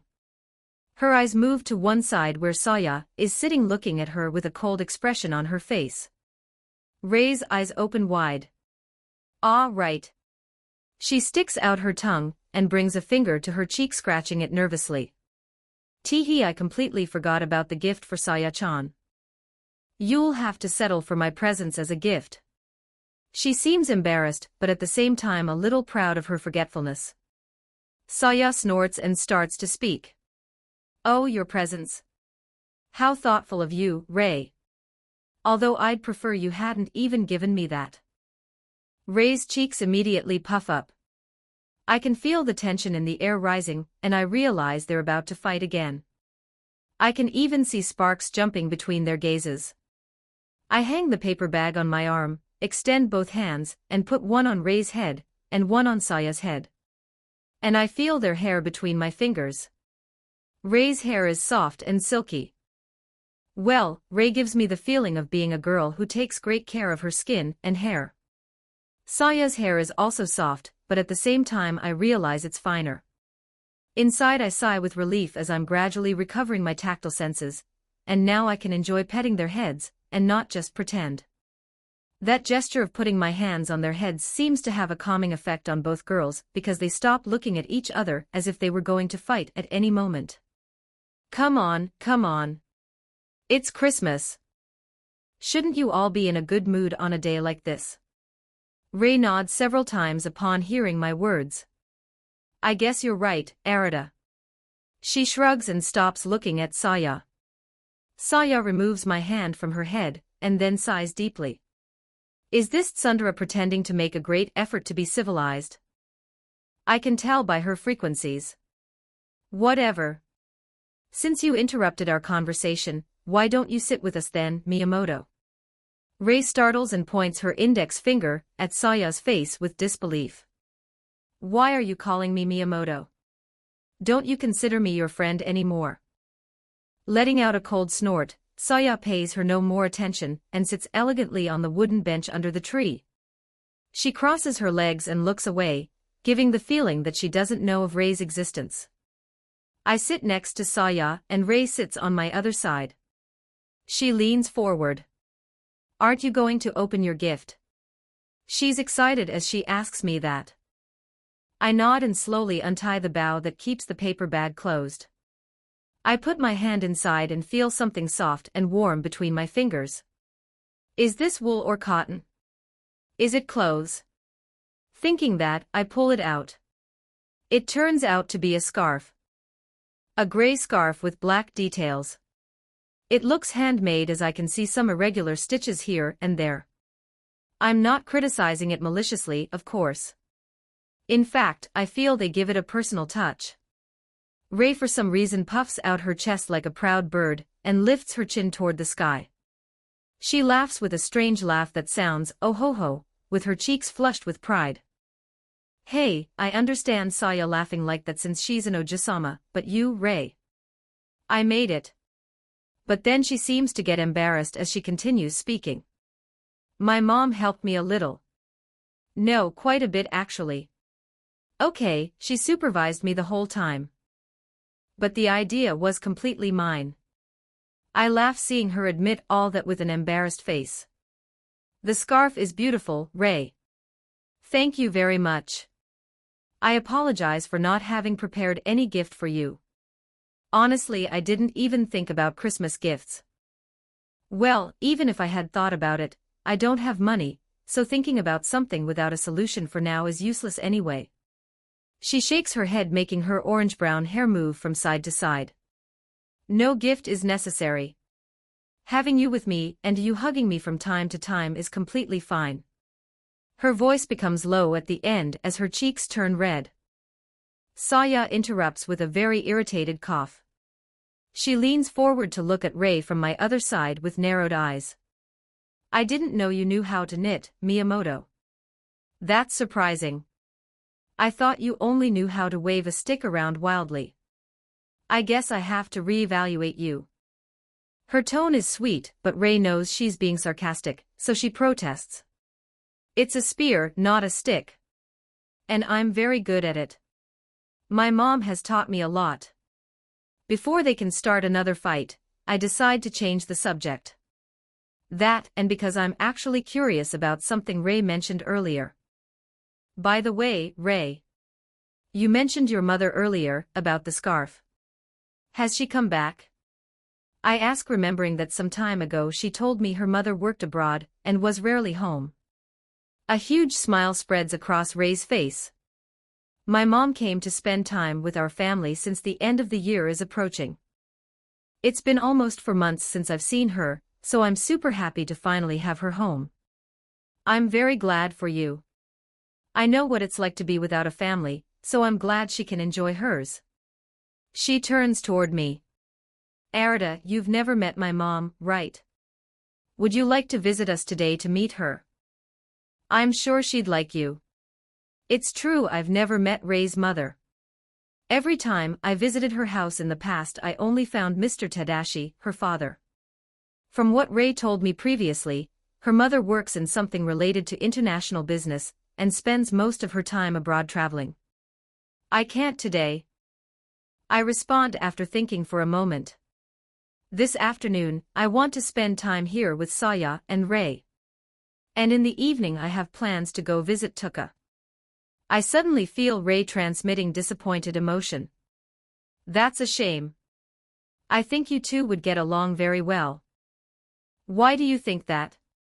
She tilts her head to one side while bringing a finger to her lips. Because when I hug you, you remind me of my mom. You both have cold skin. I startle internally while maintaining a flat expression. Cold skin. My mind starts working faster and I come up with some possibilities that I don't like. Is it possible her mother is a zombie like me? No, that's ridiculous. I've never seen other zombies or smelled them. I'm sure I'd distinguish them from the rest because I'm familiar with myself. Is it possible she's a ghoul? That makes more sense. Ghouls have lower body temperature than normal humans according to what I've observed. Saya interrupts my thoughts with her voice. I remember Ray's mother. She visited Okasan once. She says while looking at me. And she didn't seem dead like Arda. Hey, don't make fun of me. As I release that protest, I keep talking to myself in my mind. Come to think of it, if Ray's mother is a ghoul, then her daughter should have been born a ghoul too, right? Considering her father, Mr. Tadashi, is human, it's possible Ray was born a half-ghoul if her mother really is a ghoul. Anyway, I'm completely sure Ray is 100% human. Because I've seen her before with my ghoul vision, and her silhouette was red like any normal human, and she didn't have the special organ on her back like ghouls do. I relax thinking that way and sigh internally with relief. Surely Ray's mother is just the type of person who has naturally cold skin. It's bad to overthink things as it makes me paranoid like past times. Are you okay? I realize I've been quiet for too long, lost in my own speculations, and Ray had to call me to pull me out of there. I was just thinking. Maybe another day I can meet your mother. Today I want to spend time with you two here. Ray smiles widely. That's fine. Mom will stay until New Year's anyway. You might meet that day. So let's spend the best Christmas day together.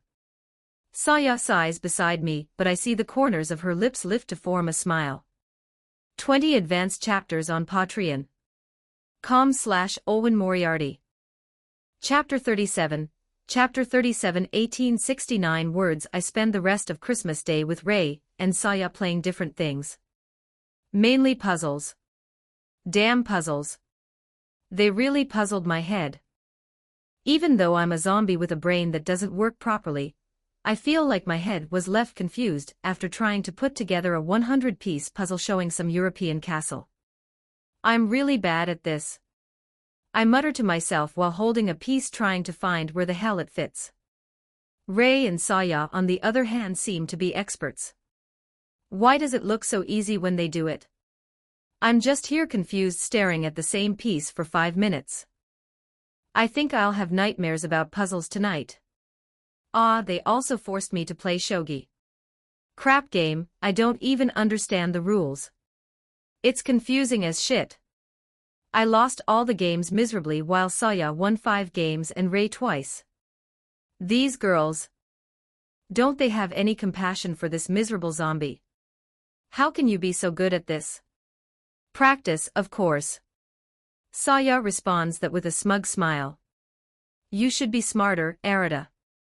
Since Okasan is thinking about enrolling you in school. Takagi really thinking about enrolling me in school? What if I eat my classmates? Also throughout the day Ray kept insisting I try the dishes she had helped prepare with Saya. Apparently they decided to work together in the kitchen to make something special for Christmas. Since when are these two girls such good cooks? The food looks delicious. There's a cake decorated with fresh strawberries, cookies shaped like Christmas trees, roasted chicken with aromatic herbs that smells incredible. When I asked them where they learned, they told me they followed an internet guide. Well, now it makes more sense that they could do it. Unfortunately I can't enjoy them since they taste like mud mixed with shit to me. Do you like it? Ray asks with bright eyes. It's delicious. I lie with a smile so as not to break their expectations. Saya on the other hand was notably more tolerant of Ray's presence during the day. Although of course, she's always tsundere, and her biting comments weren't lacking. Your cutting technique is terrible, Miyamoto. Look who's talking. I help in the kitchen instead of just supervising, Takagi. In case you don't know, supervising is an important job. That kind of exchange happened constantly, but there was less tension than before. I even saw them laugh together a couple of times while looking at me. Hey, I feel like I'm being discriminated against here. It was a good day overall. Now I'm lying on my bed in the room, while reviewing the day in my head. I turn my face toward the nightstand and see the digital clock. It's time. I close my eyes and start filling my head with depressing and dark thoughts. I think about loneliness, I think about hunger, I think about blood and death, I think about what I really am. I feel how my body responds to those dark thoughts, and my mind clouds slightly, and I enter my ghoul mode. Grun.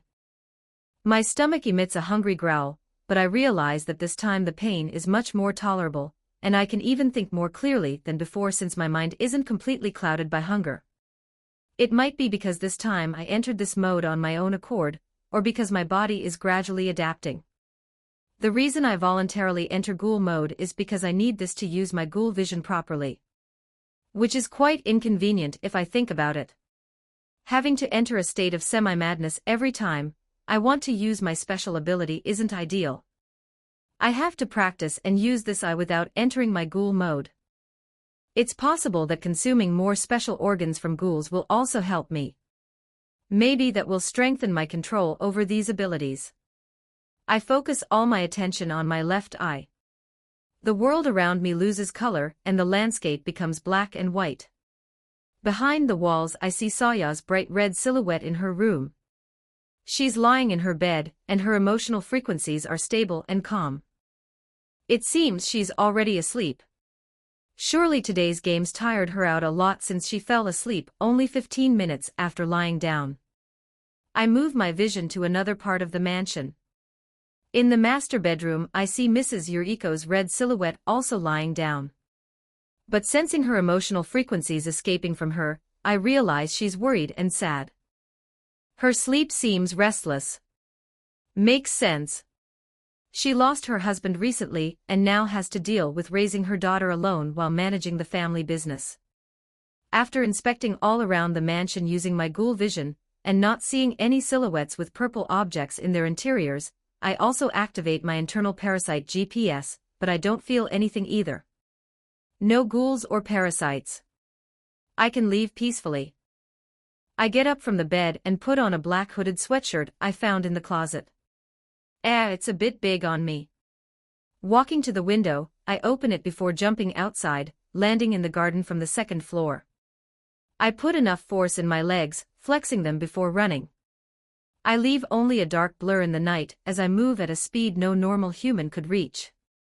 Along the way, after leaving the Takagi mansion territory and entering the normal residential zone, I start jumping from rooftop to rooftop. I show a smile full of white teeth as I feel the cold breeze caressing my face. Tuka's house is quite far from the Takagi mansion, but with the speed at which I'm moving, it feels like a simple walk. Jumping between buildings, I observe the illuminated city below me. Christmas lights still shine, and I see many families celebrating through the windows. As I get closer to the area where Tuka lives, I see something that makes me stop on a rooftop.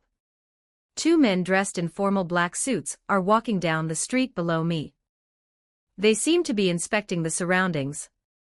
I crouch down to hide behind the railing while watching them. One of them raises a device that looks like a walkie-talkie to his mouth. It's clear here. We're proceeding to move forward. His voice reaches my enhanced ears clearly. Could they be CCG investigators? Although they're not carrying briefcases. I narrow my eyes while following them with my gaze until they disappear, turning onto another street. It seems they're looking for someone, and if they're from the CCG, they're probably looking for ghouls in the area.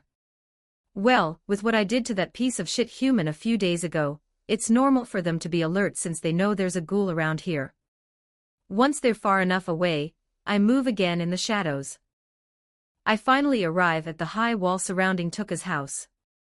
I jump over it and land in the inner garden. Looking around, searching for something to throw. I find a stone the size of my pinky finger near a small tree. I pick it up and weigh it in my hand. Now I'm much more skilled when using my strength. I think while calculating the trajectory and necessary force. I'm getting used to my body's changes quite quickly, even though I haven't specifically practiced. I throw the stone toward the second floor window where I know Tuka's room is. The stone hits the glass making that sound, but my throw isn't strong enough to break it. I activate my ghoul vision again, and see Tuka's red silhouette getting up abruptly from her bed. She stays still for a moment. Is she listening to see if there's another movement? Then she moves toward the wall. There's an observation hole there. It's invisible from the outside, but I see that she looks through that small hole toward the garden where I'm standing. I show a big smile and take off my sweatshirt hood at the same time. I wave my arm to greet her. Moments later, Tuka is going down the stairs from the second floor. The front door opens. I deactivate my ghoul mode completely and feel it's easier now than before. I mean, I still have to think about positive and happy things. But it's easier because I have more positive and happy moments than in the past. Tuka stands in the entrance with a frown on her sleepy face. She's wearing light blue pajamas and her purple hair is messy from sleeping. What the hell are you doing here at this hour? You're interrupting my sleep. She says those words to me with a cold and annoyed voice. I ignore her harsh tone, because I already know she's like that, and respond cheerfully while smiling. Merry Christmas, Tuka. Although there are only a few hours left before it ends. It's a shame. I really liked this day. Tuka's eyes open and I feel her emotional frequencies change from irritation to confusion. Christmas. I had completely forgotten about it. She pauses before looking into my eyes and telling me. Merry Christmas, I suppose. Although for monsters like us these human celebrations don't really mean much. But I guess to blend in among them we must learn a thing or two about their customs. After saying all that in a monotone voice, she gives me a suspicious look. Did you come all the way here just to wish me Merry Christmas? Not exactly. I came to bother you like I warned you the last time we saw each other. Bother me? Tuka's lips purse and she begins to close the door. Wait. I appear in front of her and put my hand against the door to prevent her from closing it completely. I see her startle at my speed, but she quickly regains her composure. I'm actually coming because I'm quite ignorant about the world of ghouls. And I'm coming to learn from my only ghoul friend since I don't know anyone else who can teach me. Is that too much to ask? I put on an abandoned puppy face. At this hour, I don't have many options since I can only go out at night without raising suspicion. It's partly true, but it's also because I didn't want to leave Saya alone during the morning without Mrs. Yuriko nearby. Tuka stares at me for a long moment. I feel she's evaluating me and thinking about whether I'm worth her time. After a second or two she lets out a sigh while stepping aside, opening the door more widely. But if you're going to bother me with silly questions, I'll kick you out. Keep that in mind. And please take off your shoes. I don't want you to dirty my house. I smile while bowing. As you command, my lady. It's time to learn about the world of ghouls. 20 advanced chapters on Patreon. com/Olwen Moriarty Chapter 38. Chapter 38 1505 words. So the first question. I hope you'll answer me, Tuka-sensei. What are ghouls? I'm sitting on the living room floor looking at Tuka's small back. She's standing in front of a small kitchen preparing something. I hear the sound of boiling water and the aroma of coffee. We're both monsters who can't eat normal food. So I don't understand the reason why she's preparing coffee since she doesn't have to pretend in front of me. As I think about asking her about that, I suddenly feel it's gotten a bit colder than before. I look toward the window and see it's closed. So it's not because of that. Tuka slowly turns toward me. Her expression is absolutely ominous, somehow I can even feel a dark aura emanating from her. I'm confused about the reason she's looking at me like that. Did I say something wrong? She walks toward me with slow steps before putting 2 steaming coffee glasses on the floor table in front of me. There's no need to put them down so hard. Then she gets even closer to me, and as I look at her with curiosity, I feel her grab me by the hood of my sweatshirt. She starts dragging me toward the entrance door. What are you doing? I complain while being dragged sitting across the floor.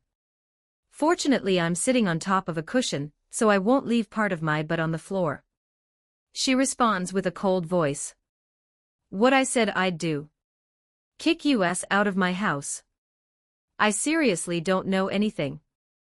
So where am I supposed to start asking from? Tuka stops when she hears me say that and lets me go. Are you seriously telling me you're a ghoul, and you don't even know what that is? Didn't your parents explain anything to you? Her voice sounds surprised. You finally understand. I say relieved that she finally understands my situation. As for my parents, I don't have them. And the only ghoul I know who isn't aggressive and doesn't try to eat me is you. Well, shit. I remember she was drooling when she smelled me. Her expression changes as I see the hardness in her eyes soften as she decides to lower her head.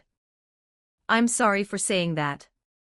I should have assumed that when you came wanting to ask about ghouls.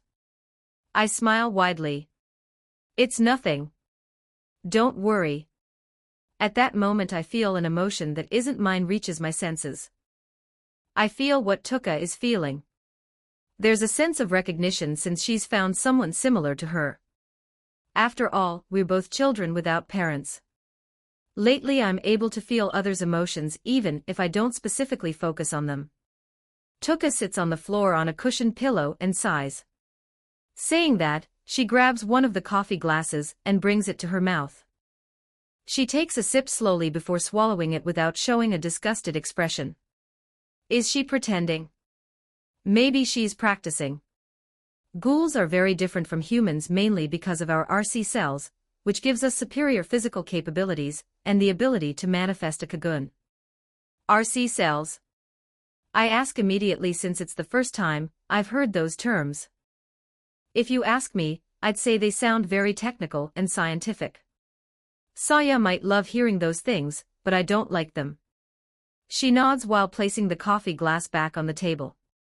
RC cells exist in both humans and ghouls.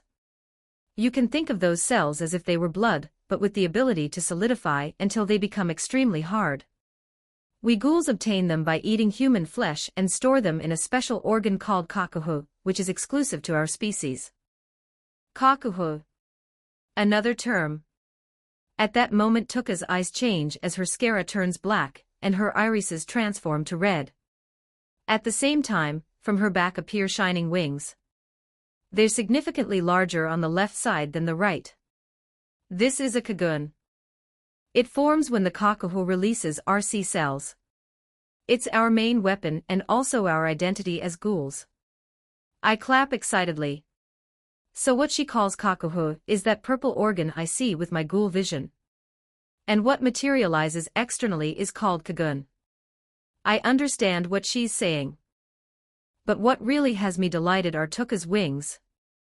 Ghoul wings I killed when I was 6 were quite ugly and disgusting. They looked like raw meat that throbbed and pulsed grotesquely, plus they smelled horrible and made me want to vomit just looking at them. But Tuka's wings are beautiful because they look like butterfly wings, but at the same time they move as if made of fire. Is it shining liquid? Anyway, the colors shift subtly between reds, purples and oranges as they move. They're beautiful. Tuka blinks surprised for a moment before her cheeks turn red. She deactivates her transformation quickly, making her eyes return to normal, and the wings disappear. Oh, our bodies reject normal food. She coughs uncomfortably while deciding to change the subject. The only thing we can consume without vomiting is coffee. Can ghouls really drink coffee? Tuka looks at me exactly how she would look at an idiot. I still find it surprising that you've survived until now without knowing even the most basic things. She lets out a tired sigh before pointing at the coffee glass on the table in front of me. You can drink it. Check it yourself. I take the glass and feel the heat penetrate the glass and transfer to my palms. I bring it expectantly to my lips and take a big sip. I immediately spit it out. It tastes like urine. I mean, I've never drunk urine nor do I plan to, but I have the feeling it would have a similar taste. My face contorts into an expression of nausea. You can't drink it. Tuka opens her eyes very wide, and her voice sounds surprised.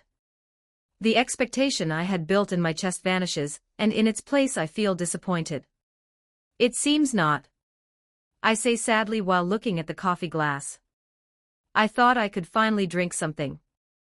Tuka looks at me while tilting her head. Under her suspicious eyes I feel like a rare specimen being studied. Are you sure you're a ghoul?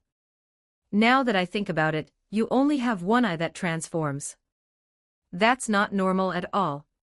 Is it possible that one of your parents was human, and the other a ghoul? That would make you a half-ghoul. I thought they were just an urban legend. I don't know.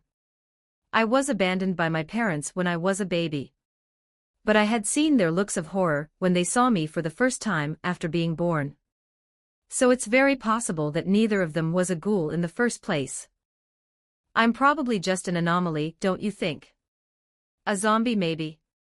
It's possible I'm not actually a zombie, but an imperfect organism that needs to evolve.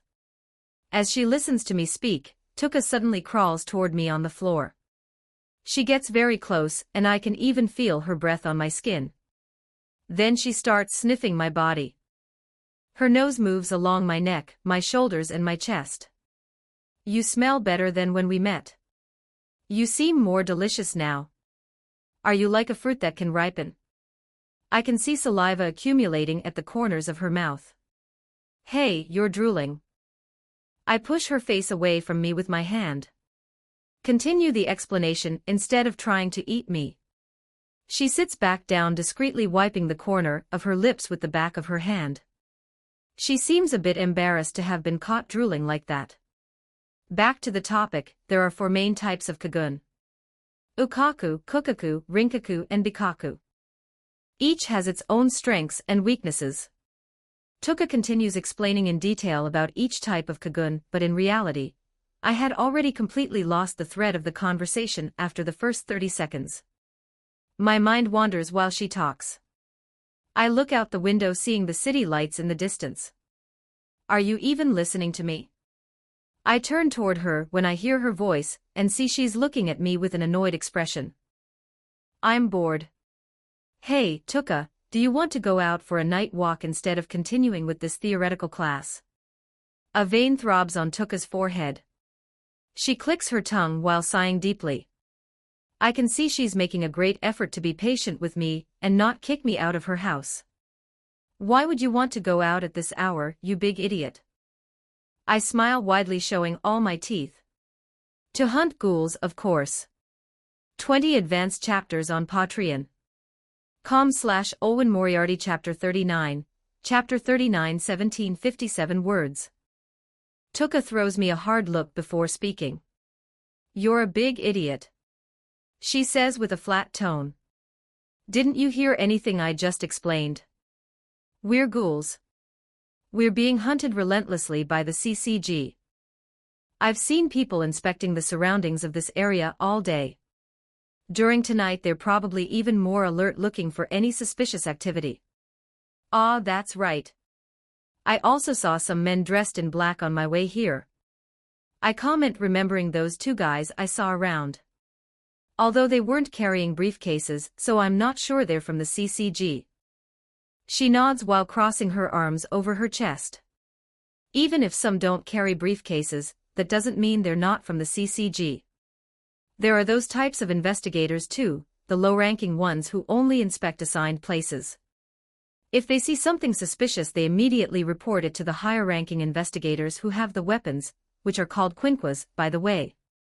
They're like the CCG's eyes scattered throughout the city. Quinquas. I'm feeling more curious about those things now. The last time I saw the briefcases I got hungry. Then I smile widely. Then there's no problem. We can go out, right? We just have to avoid them. Tuka hits me on the head with her fist. It doesn't hurt much, but the sound resonates in the room. She glares at me. It's dangerous and stupid. Ghouls aren't so easy to find walking around like nothing either. Most are cautious and hide well. So forget that ridiculous idea, and pay attention to me if you really want to know more about the world of ghouls. After all, that was your original intention for coming here, right? I rub my head where she hit me while looking at her. Don't you get bored always being here alone? Besides, didn't you say yourself that I need to learn more about being a ghoul? Then the best way to learn it is with direct experience, isn't it? As for finding a ghoul, it's extremely easy for me. So let's go. We grab a stupid ghoul from out there, dismember it and study it so you can teach me. Tuka looks at me with disdain in her eyes. You're completely insane. If you want to die so badly, then why don't you just let me kill you myself? I show a big smile full of white teeth. Thanks for the compliment. She sighs while bringing a hand to her forehead. Did I give her a headache? She stays like that for several seconds before speaking again. If we die out there, it'll be your fault, you hear, you big idiot. Does that mean? She gets up from the cushion where she was sitting, and heads toward the stairs leading to the second floor. Give me a minute to change clothes. And you better really have a reliable method to find ghouls, or else I'll consider this a complete waste of time, and I'll kill you 100 times myself with my own hands. Her tone is serious and threatening, but I can detect curiosity in her emotional frequencies at the same time. I'm surprised she actually agreed to go out with me. After all, I was sure she would remain firm in her refusal until I gave up and stopped bothering her. Is it possible she's really bored of always being locked up in this house? Well, living alone without her parents may have made her bored, since most of the time, she has no one to talk to. By the way, does she attend school? I guess I can ask her later. Moments later I hear footsteps coming down the stairs. Tuka appears, also dressed in a black hooded sweatshirt similar to mine. She looks more prepared for action now. She has her hands in her pockets and walks toward me. Then she throws something at me. I catch it and, looking down, I see it's a black face mask. Put it on along with your hood, she orders while putting on her own face mask covering the lower half of her face. Then she puts on her hood, hiding her purple hair, making only her eyes visible.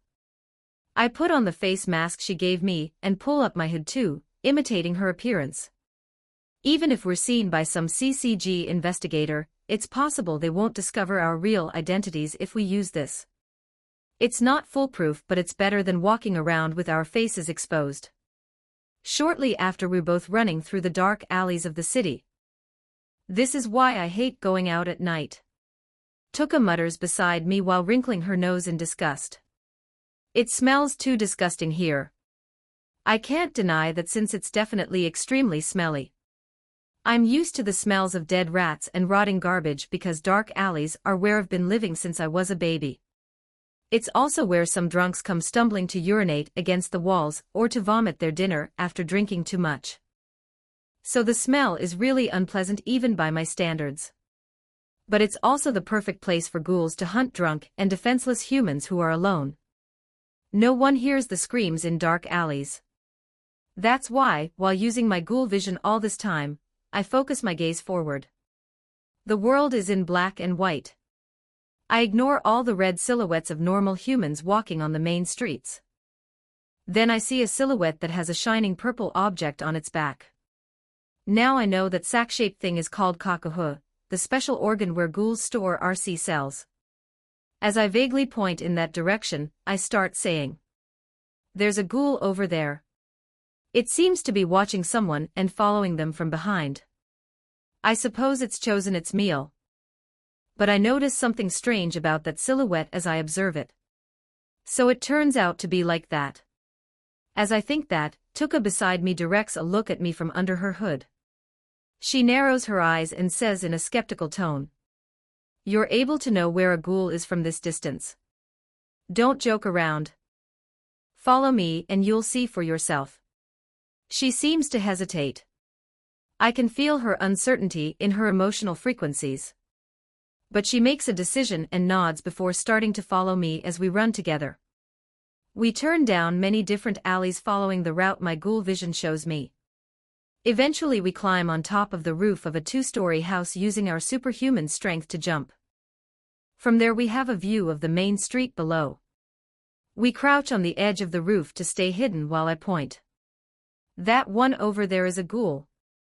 And he's following that man in a tie. The ghoul is a muscular and tall man, probably measuring almost 2 meters. He moves behind his target, maintaining a constant distance. The man being followed looks like an exhausted office worker coming from his job. He's wearing a suit and tie. He has dark circles under his eyes. Tuka slightly moves her nose, sniffing the air, and then frowns. Yes, he's definitely a ghoul. Tuka, do you also have methods to identify those of your own species? She nods while continuing to observe the muscular ghoul below. We ghouls can smell the concentration of RC cells. Because it's much more concentrated in ghouls' bodies than in normal humans, a ghoul can recognize another ghoul from this distance just by the smell they emit. He certainly smells different from normal humans now that you mention it. Although I can't distinguish that specific smell well because my nose is full of the general stench of all the humans and surrounding alleys. I still haven't managed to get my enhanced sense of smell under control. Tuka studies me for a few seconds and tilts her head. How can you detect them from so far away? We were several blocks away when you said there was a ghoul around here. I point at my eyes with both index fingers. Because of this, I can see through things. You can call it X-ray vision if you want. Although personally I call it ghoul vision because it sounds cooler. I always trust my ghoul vision more than my other senses. It's better because I can detect ghouls from very, very far away without having to get close to smell them like Tuka did. Suddenly Tuka quickly covers her chest with both crossed arms and directs an extremely dangerous look at me. Why is she reacting like that? It's possible she thinks I can see through her clothes with this ability. I laugh out loud with amusement at that misunderstanding. Don't hit me. I can't see bodies that way. When I use this, my vision becomes black and white. In that state I can see through walls and objects, but living beings are shown only as silhouettes of different colors depending on their species. I see you as a red silhouette exactly like humans, but inside your body I see that purple object which is the kakahu you talked about. I can't see specific physical details or anything like that. So you can rest easy and stop looking at me like you want to kill me with your eyes. Tuka slowly stops hugging her chest. She seems relieved but at the same time looks at me confused. You're definitely not a normal ghoul. Weirdo-kun. Hey, don't insult me in such a cruel way. More importantly, Tuka, look, the muscular ghoul mister is moving away from here. The ghoul has started moving faster, following his prey toward a less illuminated area of the street. Tuka redirects her attention there, and we both follow him, jumping from rooftop to rooftop, keeping ourselves directly above him. We get ahead a bit so we can act at any moment, and that's why we can see his face. Tuka looks at the muscular ghoul's face, and is suddenly surprised. The ghoul's eyes are moving erratically from side to side in their sockets. Something's wrong with this one. I sigh because I already knew that since I detected it with my ghoul vision. Yeah, I know. Since he's not a normal ghoul at all. I pause and smile hugely. He's infected by a parasite. 20 advanced chapters on Patreon.com/Olwen Moriarty Chapter 40, Chapter 40. 1297 words. I see that Tuka is confused as she frowns beneath her hood, while at the same time, I can feel perplexity emanating from her. Parasyte. What do you mean by? At that moment, the tired-looking man arrives beneath a streetlight that's completely broken. Therefore there's no light, only darkness. The muscular ghoul takes advantage of that moment. He moves fast. He grabs the man in the suit from behind with his huge arms before pressing his hand over his mouth to prevent him from making any sound. The man tries to scream, but only muffled murmurs come out. Then in a blur he violently drags him toward the alley where no one can see them. Tuka, who saw all that happen in a matter of seconds, doesn't finish pronouncing her words. Instead, she immediately switches to action mode. Let's go. We both jump from the roof simultaneously, fall several meters and land on our feet in the alley. We see that the ghoul has already brutally slammed the man against the building wall. The sound of the skull impacting against the concrete resonates in the narrow alley. The man's head falls limp on his own shoulders. But I know he's not dead yet. I can hear his heartbeat, and although it's weak, it's a constant sound. It seems he only lost consciousness after his head impacted so violently against the concrete. The muscular ghoul turns his head toward us. He heard us land because we didn't bother to disguise the sound of our footsteps. The ghoul's head begins to split. What the hell? Tuka's eyes open enormously with shock. The upper part of the ghoul's skull opens slowly.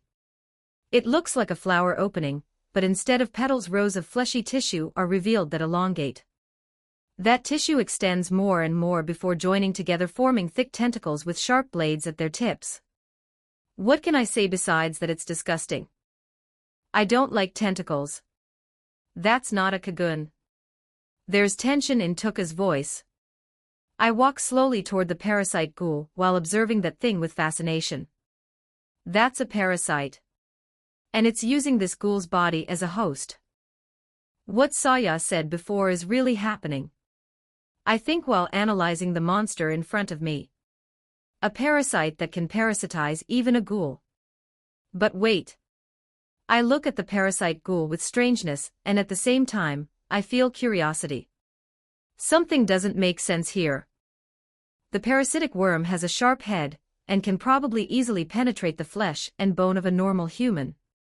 But ghouls are different in that aspect because ghouls have extremely hard flesh. In fact, even a knife couldn't penetrate even their skins. And even if it somehow manages to penetrate their flesh, ghouls have an absurd regeneration rate that would close the wound almost instantly.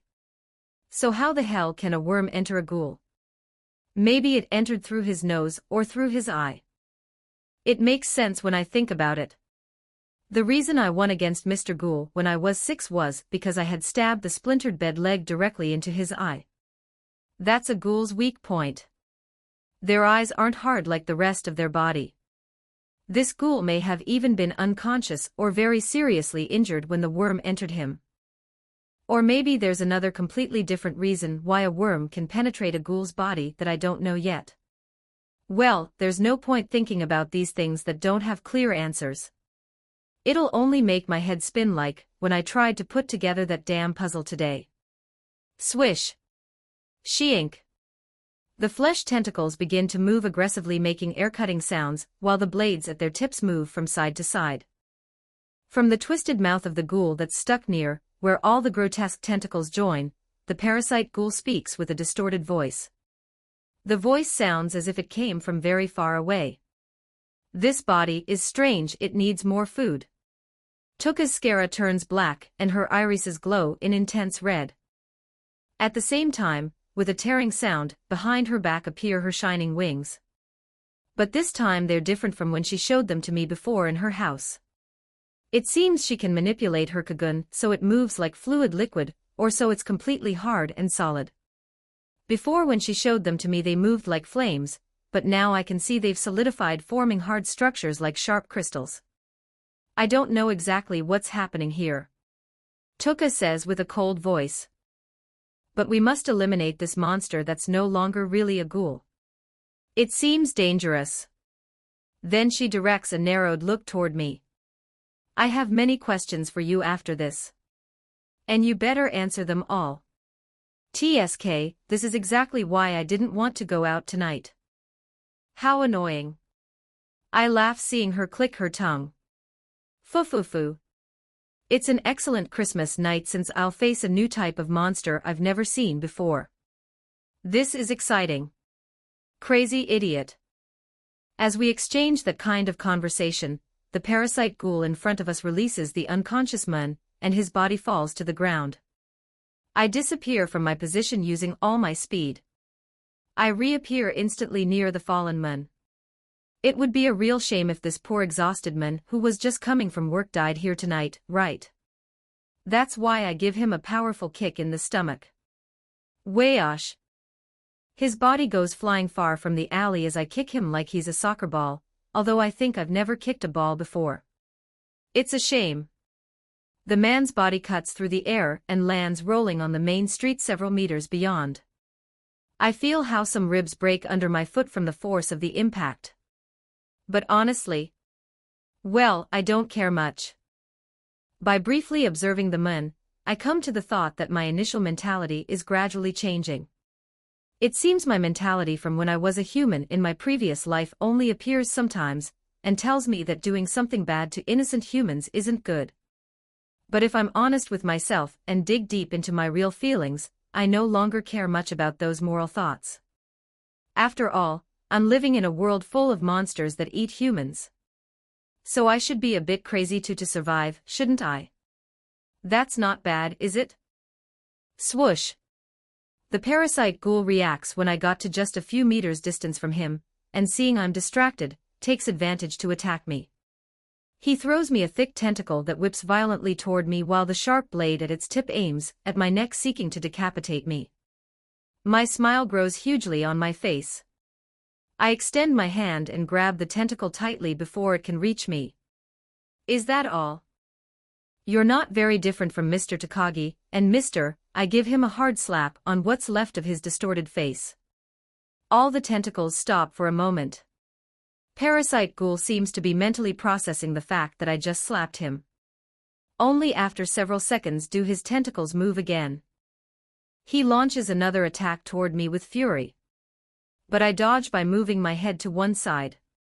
Then I slap him again on the other cheek. Fufufu. This is fun, I say while laughing. Arata, you big idiot. Tuka scolds me with an irritated voice from behind. Stop playing with him and finish this at once. 20 advanced chapters on Patreon. com/Owen Moriarty Chapter 41, Chapter 41. 1772 words. I apologize for not updating over the last few days. My Wi-Fi stopped working, and it has just been fixed. Swoosh. At the same time Tuka finishes scolding me, a sound occurs as if someone violently struck the water's surface. From the parasite ghoul's back appears a cocoon. The cocoon that's released seems to come out from his right shoulder blade, and extends rapidly until it completely covers his arm with something that looks like. Is that a damn drill? The words come out of my mouth aloud. Parasite Ghoul swings his arm covered in that drill with rotating tips directly toward me. But I notice he moves considerably slower than before when he was only using the tentacles from his head. I jump backward, creating distance, and position myself near Tuka. She has heard me speak and responds while keeping her eyes fixed on the enemy. Yes, it's a drill. It's a Kukuka-type Kagun that's released from beneath the shoulder blade. They're known for their defensive capability.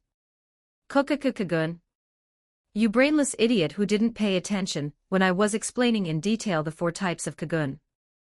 Tuka's voice sounds exasperated as she scolds me. I told you there were Kaku, Kukaku, Rinkaku and Bikaku. Didn't you hear anything? I have no defense for that because it's true, I wasn't paying attention. At that moment the Parasyte Ghoul staggers clumsily toward us. His movements are erratic and uncoordinated. The blades coming out of his distorted head shake in all directions. It would really be a shame if he hits us and turns us into meat pulp. Tuka leaves a blurred trail in her wake as she launches herself backward to dodge the wild attacks. I do the same, kicking the ground hard to propel myself backward.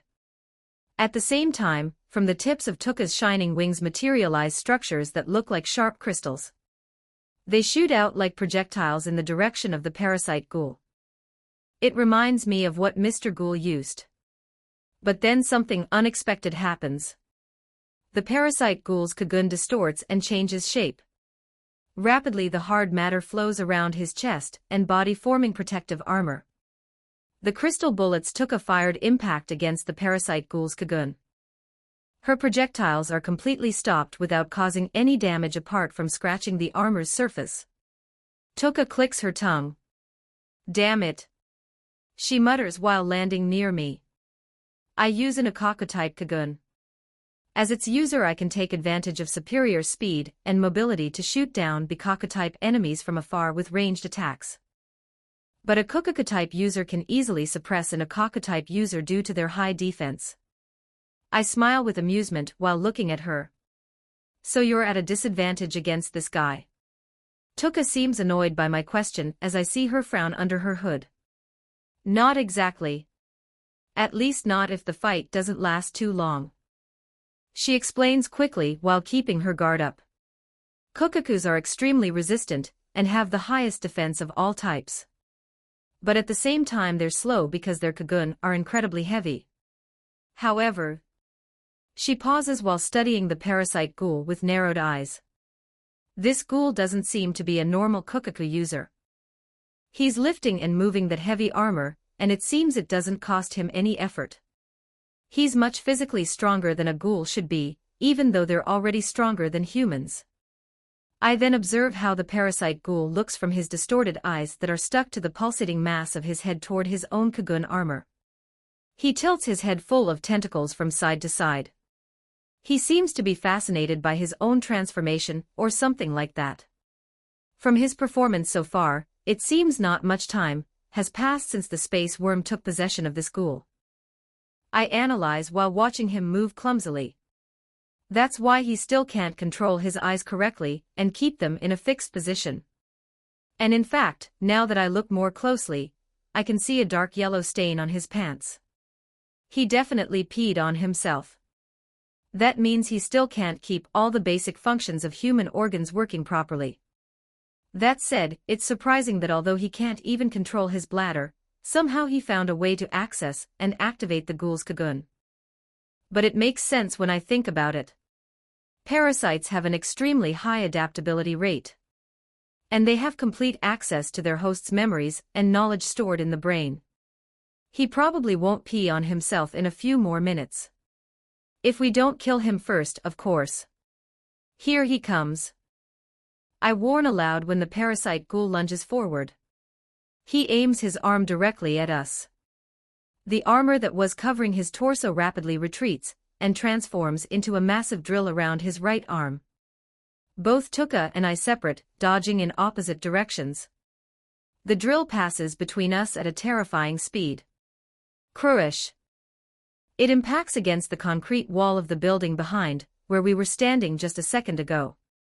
Where his Kagun crashes, the concrete is pulverized. Pieces of debris and dust explode and spread until covering the alley.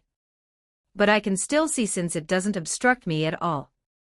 We need to coordinate. Tuka shouts from her new position on the other side of the alley. She fires another burst of crystallized projectiles from her wings. This time she aims specifically at the parasite ghoul's legs. Her strategy makes sense. Since before her projectiles had been stopped when she shot at the upper part of his body where he can form his defensive armor, she probably thinks it's better to attack the legs because it will take more time for his cocoon to cover that distant part. You should distract him while I... But she doesn't finish pronouncing those words. The parasite ghoul manipulates the tentacles from his head with surprising speed, making them move in a dark blur, intercepting the crystal's trajectory. The sound of crystal impacting against metal is heard. The blades at the tips of the tentacles stop all of Tuka's projectiles, making them fall to the ground. A defensive Kukaku is already problematic enough. But now we're also dealing with that senseless thing on his head that can attack and defend simultaneously. I shrug with indifference to her frustration. It doesn't matter if it makes sense or not to me. I crack my knuckles one by one. I show a huge smile that reveals all my white teeth, making Tuka startle and look at me with suspicion. It's my time to shine. Is this adrenaline I'm feeling? It's the first time I feel this type of emotion, but it's pleasant. The muscles in my legs bulge a bit, and at the same time I fix my eyes forward, focusing on my target. Then I propel myself with all my strength toward the parasite ghoul. Crack! The already cracked floor of the alley breaks completely under my feet. I see how many blades head toward me from multiple angles as the parasite ghoul turns to face me. His reactions are indeed quite fast, and it doesn't surprise me he can stop Tuka's projectiles. At least he's much better than Takagi Parasite. Well, that time it was a parasitized normal human. This time it's a parasitized ghoul. Ghouls are already naturally several times stronger than humans when using their cocoon. So, adding the parasite that somehow managed to successfully parasitize his head, the result is even stronger. Of course, if this parasite manages to get used to the ghoul's body and master all its functions, it would undoubtedly be extremely dangerous in the future. I smile while long, sharp blades appear emerging from all my fingers. I deflect each and every tentacle coming toward me, making my blades clash against his. Being blocked, the tentacles are deflected to the sides. That leaves a free and direct path toward the parasite ghoul. I kick the ground hard again to give myself additional momentum. I appear instantly above the parasite ghoul. I twist my body in a rotation while suspended over him. Then I kick with all my accumulated force. The ghoul manages to react in the last second. He puts his Kukaku-gun to cover his distorted head. A massive explosion sound occurs that resonates throughout the alley and probably several blocks beyond. Maybe they'll think it's fireworks since it's Christmas. Wait, I think using fireworks is prohibited, right? The parasite ghoul shoots out. His body cuts through the air, leaving only a blurred black trail in its wake. Crash! He destroys the alley floor repeatedly as he falls and drags several meters before stopping. Tuka's head follows with her eyes the trajectory of the parasite ghoul, bouncing and dragging, destroying everything in his path. She has a surprised look on her face. But seeing that the parasite tries to get up again despite the massive damage, she sharpens her eyes with determination. She produces several crystallized projectiles from her wings that shine under the dim light. Then I tell her what I think in a tone of voice loud enough to hear me. Since he's a parasite, you can try hitting him in his heart. If its host dies, the parasite will die too. I'm not a fool to not think of that myself. Tuka shouts back at me with irritation while aiming. The crystallized projectiles shoot out one after another. Whoosh! The parasite ghoul is disoriented after my devastating kick. Even his tentacles had retracted until taking on again the superficial appearance of a normal human head, though distorted. He stands up staggering. He looks down. There are several sharp crystals piercing his chest where his heart should be. Red blood begins to gush from the wounds. He falls back again with his eyes looking at the dark night sky. His distorted eyes slowly dim, losing all brightness.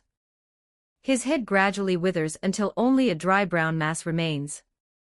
Right at that exact moment it starts to snow. Small white flakes begin to fall softly from the dark sky. Oh, so it's finally snowing, I say while extending my hand to catch some flakes. I can feel them melt in my palm. It's a good Christmas night after all. 20 advanced chapters on Patreon.com/Olwen Moriarty Chapter 42. Chapter 42 1169 words. Tuka approaches like a cautious kitten toward the dead parasite ghoul.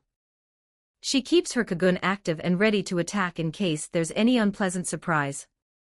However, I notice that this time her wings are no longer crystallized into those hard, sharp structures.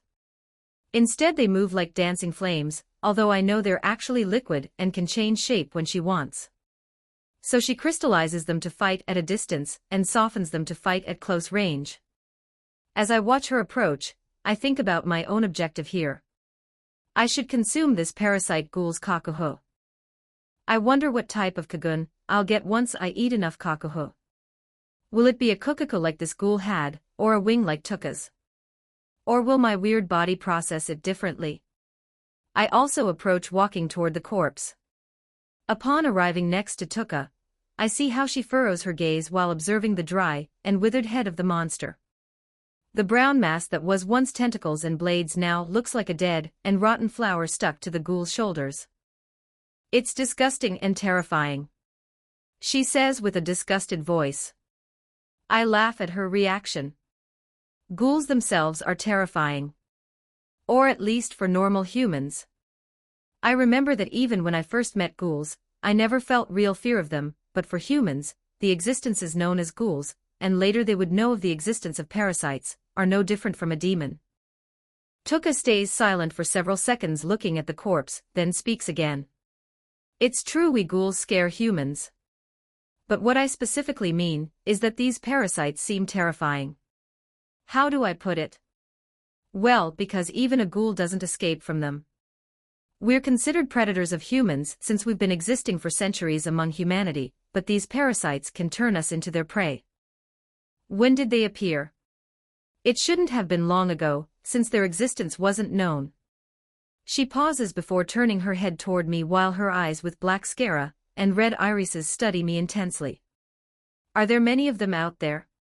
How much do you know exactly about these parasites?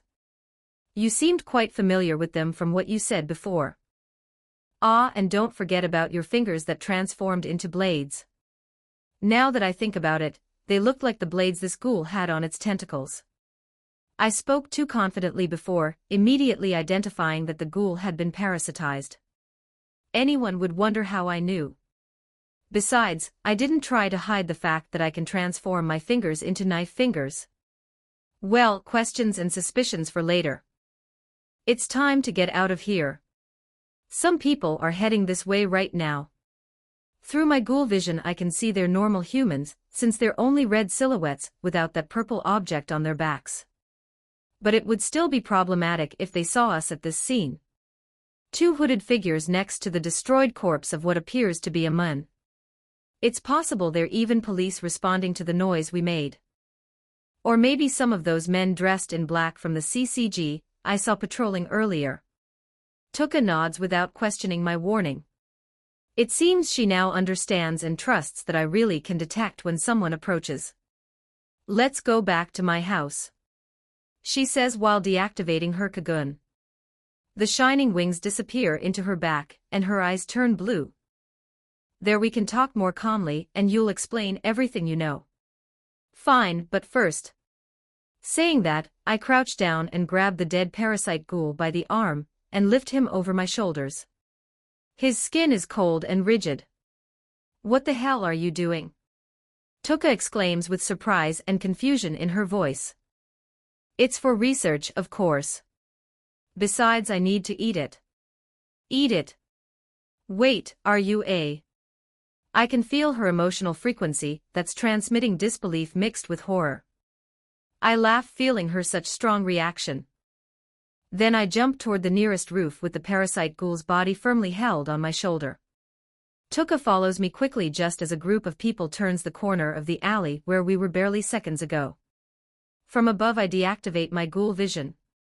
The world recovers its normal colors and I can see their uniformed police patrolling the area. They carry bright flashlights in their hands and radios on their belts. Loud noises were reported coming from this area. I hear one of them say while illuminating the alley with their flashlights. Check everything carefully. Well, we were quite noisy while fighting. It's very possible that several neighbors heard us and called the police reporting disturbances. Tuka and I start running across the rooftops in the direction of her house. The extra weight of the dead parasite ghoul on my shoulder doesn't bother me at all or slow my movements. In fact, I barely notice it. After making sure no one is following us, neither police nor CCG investigators nor curious onlookers, we finally arrive at Tuka's house. We land in her front yard and walk toward the main door. Tuka opens it with her key, and just when I'm about to enter behind her with the corpse still on my shoulder, she puts a hand on my chest, stopping me. "Leave that disgusting thing outside," she says with an extremely cold voice. "But if we leave it outside, it's possible others will find it, right?" Although Tuka's house is surrounded by high solid concrete walls that provide quite a bit of privacy and security, it's possible the corpse's smell could still escape with the wind. And that smell could attract other hungry ghouls from the area. Or some curious person passing by here and investigating. Tuka clicks her tongue with irritation. She exits her house again after closing the door. "Follow me." We walk through the side yard bordering the main house. In the back part of the property there's a small separate building that appears to be a warehouse or storage room. It doesn't seem to have been used in a long time. The windows are covered in dust and there are cobwebs in the corners. Tuka opens the warehouse door. "Put it there," she says, pointing toward the farthest corner of the small room. I enter and drop the parasite ghoul's body in the corner she pointed at. Tuka takes off her black mask and lowers her hood, revealing her face. Her expression is serious while looking at me. "Now explain everything you know about those parasites. And also about that thing about you needing to eat this monster. Are you perhaps a ghoul who has practiced cannibalism?"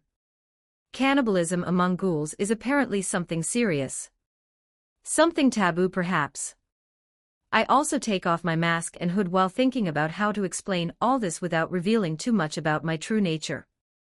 Chapter 43, 1751 words. I also take off my mask and hood while thinking about how to explain all this without revealing too much about my true nature.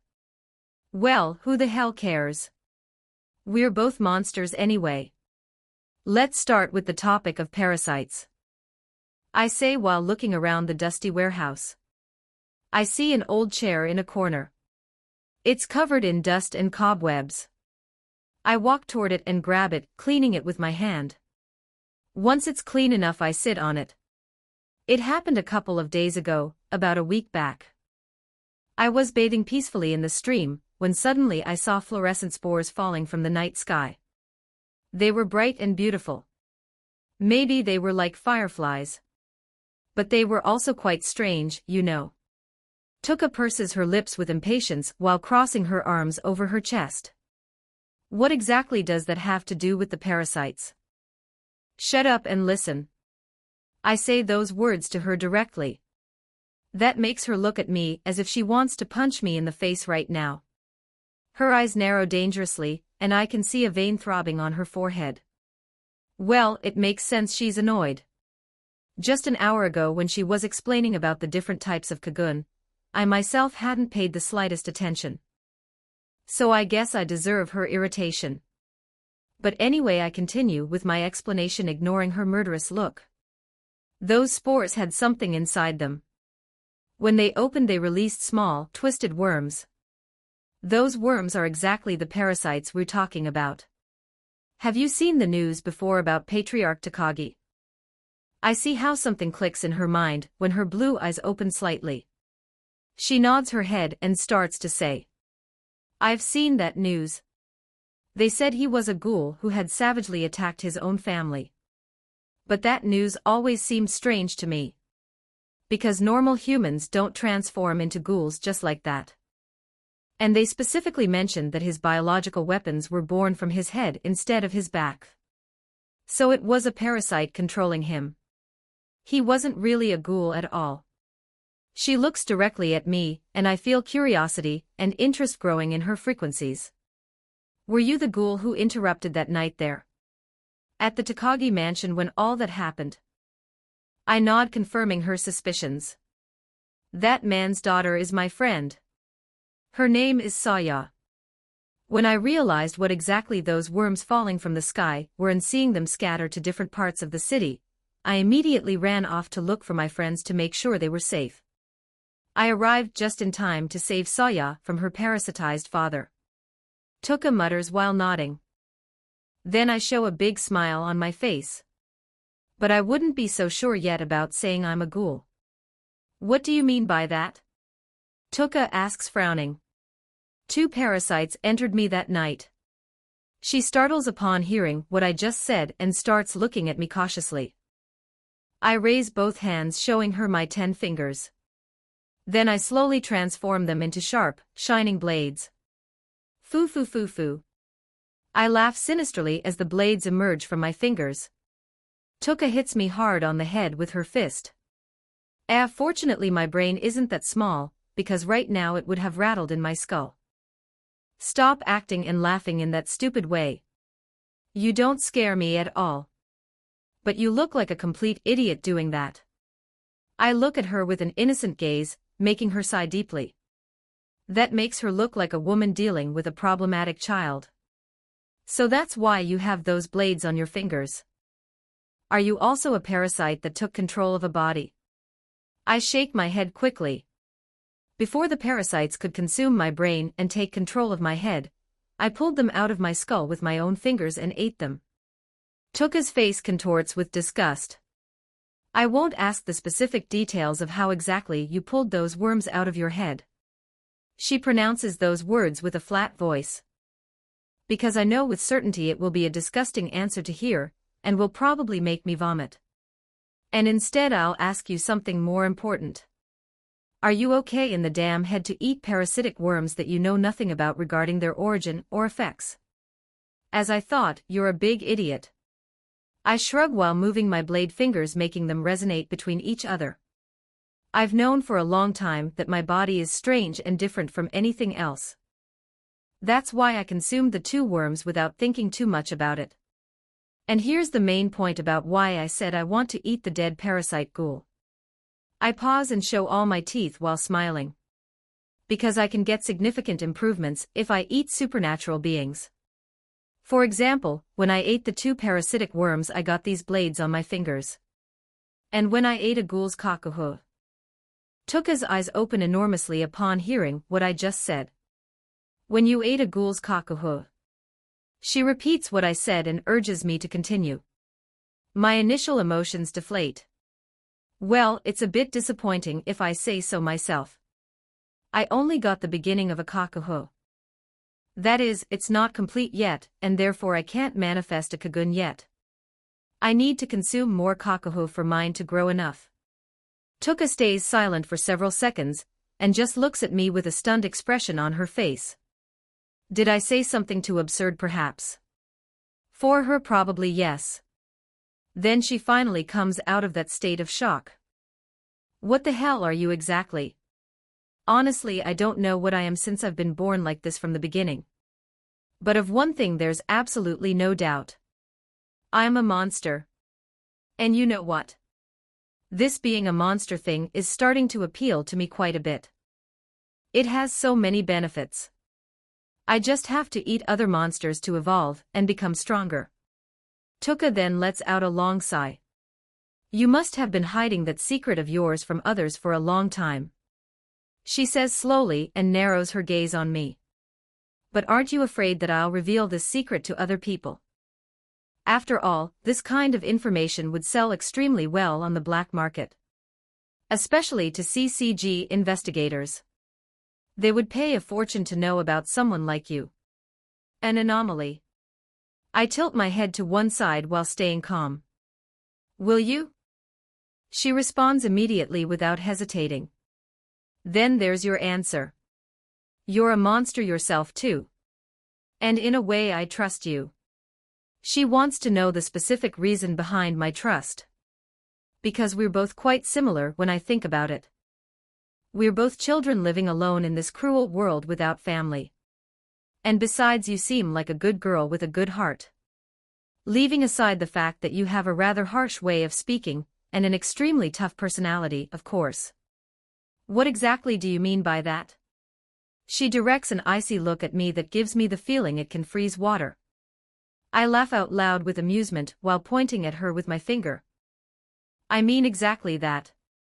That look and attitude. I can feel how Tuka struggles internally about whether she should hit me again or not.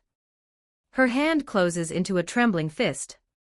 But if she hits me now, she'll only prove I'm right about her tough personality.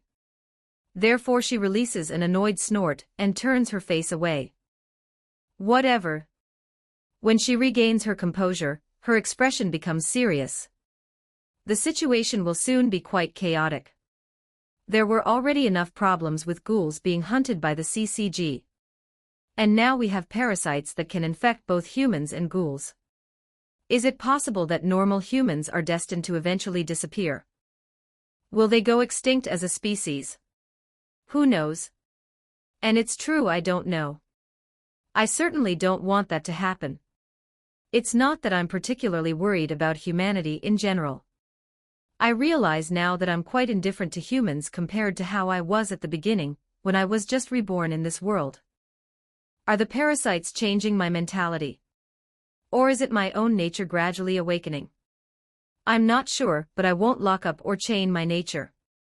Because it's what I am. Anyway, what really worries me are specific people. Saya and Ray mainly. And now Tuka also enters the category of people I care about. But what Tuka mentioned is likely to eventually happen because of the zombies I know will appear in a few years, when Saya, Ray, and I are around 16 years old if nothing unforeseen occurs. Will they be normal zombies like in the anime? Or will the strange nature of this world force them to evolve so they can adapt to the existence of ghouls and parasites? I don't have answers yet. In any case, I must start seriously hunting parasites and ghouls.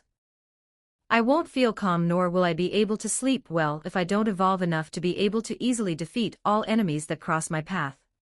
Then Tuka says something that captures my attention. Besides all this, I vaguely remember my parents mentioned something in the past about another type of monster different from ghouls. But they flatly refused to reveal specific details because they said they were afraid I would search for information on my own. Monsters more dangerous than ghouls. Is it possible they were talking about parasites? But you said you saw them appear for the first time only a week ago. Hearing that, I furrow my eyebrows. Another type of monsters besides ghouls and parasites. Well, this world is mixed between Tokyo Ghoul, Parasyte, and High School of the Dead. It wouldn't be strange at all if monsters appeared from some other different title I don't even know about yet. Then I smile. It's a predatory smile. That's even better then. It means I have new prey to hunt and consume. And now I have a new hunting companion with me. So everything's perfectly fine, right? Chapter 44, Chapter 44. 1437 words, me your hunting companion. I haven't agreed to help you with that. Tuka says curtly while crossing her arms over her chest. Because first, you're completely insane. And second, you're incredibly reckless. That recklessness of yours sooner or later will get you killed in the stupidest way possible. With a firm voice, she shoots arrows that pierce my heart. I show a mischievous smile while tilting my head. Are you worried about me? She opens her eyes enormously for a second. Then she sighs as if I just said something annoying. Despite denying it firmly, I can feel her emotional frequencies. And those emotional frequencies tell me something different from her words. They tell me that she at least considers me a friend, and that she cares about my well-being. I find it quite comforting. So she's also at Tsundere. Of course, she's not as Tsundere as Saya. Then I erase the smile from my face, making my expression become serious. Tuka, you're aware the world is very dangerous, right? There's the CCG, that I still don't know how dangerous they really are. Also now there are these parasites that can infect both humans and ghouls. And from your earlier words, there exists another type of monster even more dangerous than normal ghouls. I know that perfectly well. You don't need to remind me. Receiving her words, I continue while looking into her eyes. Then understand this. Adding all that together makes living as children, who have no one who can protect them, difficult to survive day by day. That's why we must be strong. Adapt to this cruel world since we're children. That's the best and only way to survive. Tuka lowers her head in silence. Her blue hair falls over her face, hiding her expression. I feel she's emitting intense anger. But I quickly realize that anger and burning fury isn't directed at me. It's directed at someone else. Someone who isn't here. Is this what the desire for revenge feels like? I wonder while observing her emotions fluctuate violently. It seems she's struggling internally against some kind of difficult decision. Maybe she wants revenge on someone related to her parents. To achieve that revenge, she would have to become extremely strong. Assuming her parents had good heads and cared about their daughter, then they probably would have expressed their wishes for her to live a peaceful life without seeking dangerous revenge. She's struggling against that decision right now. Between honoring her parents' wishes or following her own desire for revenge. I already treat and see you as a genuine friend, Tuka. Seeing that she says nothing and remains silent, I decide to speak again. And although I have a strong desire to protect everyone who's close to me, I know very well that's not possible. I can't be everywhere at the same time. If at some critical moment I'm not in the place where my friends need me and I can't arrive in time to save them, and because of that I lose them forever. I pause, feeling my heart become cold as I let my train of thought reach that possibility. I don't want that to ever happen. I couldn't live with myself if that occurred. Then I slowly stretch the corners of my lips to form a smile. It's not a happy smile, but rather I'd say it's a dark smile. Seeing Tuka lift her head and look at me, I continue. That's why I'll start actively hunting ghouls who are crazy and murder indiscriminately. Likewise CCG investigators who represent a threat to us. I'll devour them. Tuka narrows her eyes before starting to say. Are you sure you want to go down that path? There will be no turning back once you cross that line. You'll become a complete monster. Your body is already a monster, which isn't categorized as a ghoul, a parasite, and much less a human, but also in actions. Can you live with that? If I can then protect my friends, honestly I don't care about getting my hands dirty with blood. I'll do whatever's necessary. Tuka bites her lips hard. It's strange. Because I'm a ghoul. A monster that eats humans to survive. But even so I desperately long to be human. I desire to integrate into their society. I even attend a normal human school where I manage to make a human friend. I want to live happily and peacefully with my loved ones just as my father taught me before. Her voice fades as she pronounces the last sentence. She shakes her head and continues. But those loved ones were taken from me. I know there are good-hearted humans like my friend. I also know there are good-hearted ghouls who just want to live peacefully. It's difficult to determine with certainty who's genuinely good and who's genuinely bad. She lifts her chin to meet my gaze. Are you willing to kill even knowing that those ghouls you'll hunt may have families waiting for them at home? Just as CCG investigators may have wives and small children. If you kill them, their children could end up like you and me. I'm surprised by Tuka's words.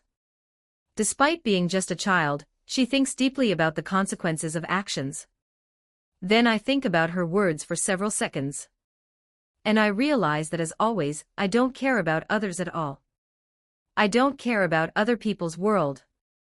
I only care about my own world. The people who are inside my world. That's incredibly selfish and hypocritical. Tuka pronounces those words, and at the same time, she looks at me with disappointment, although I also see understanding in her eyes.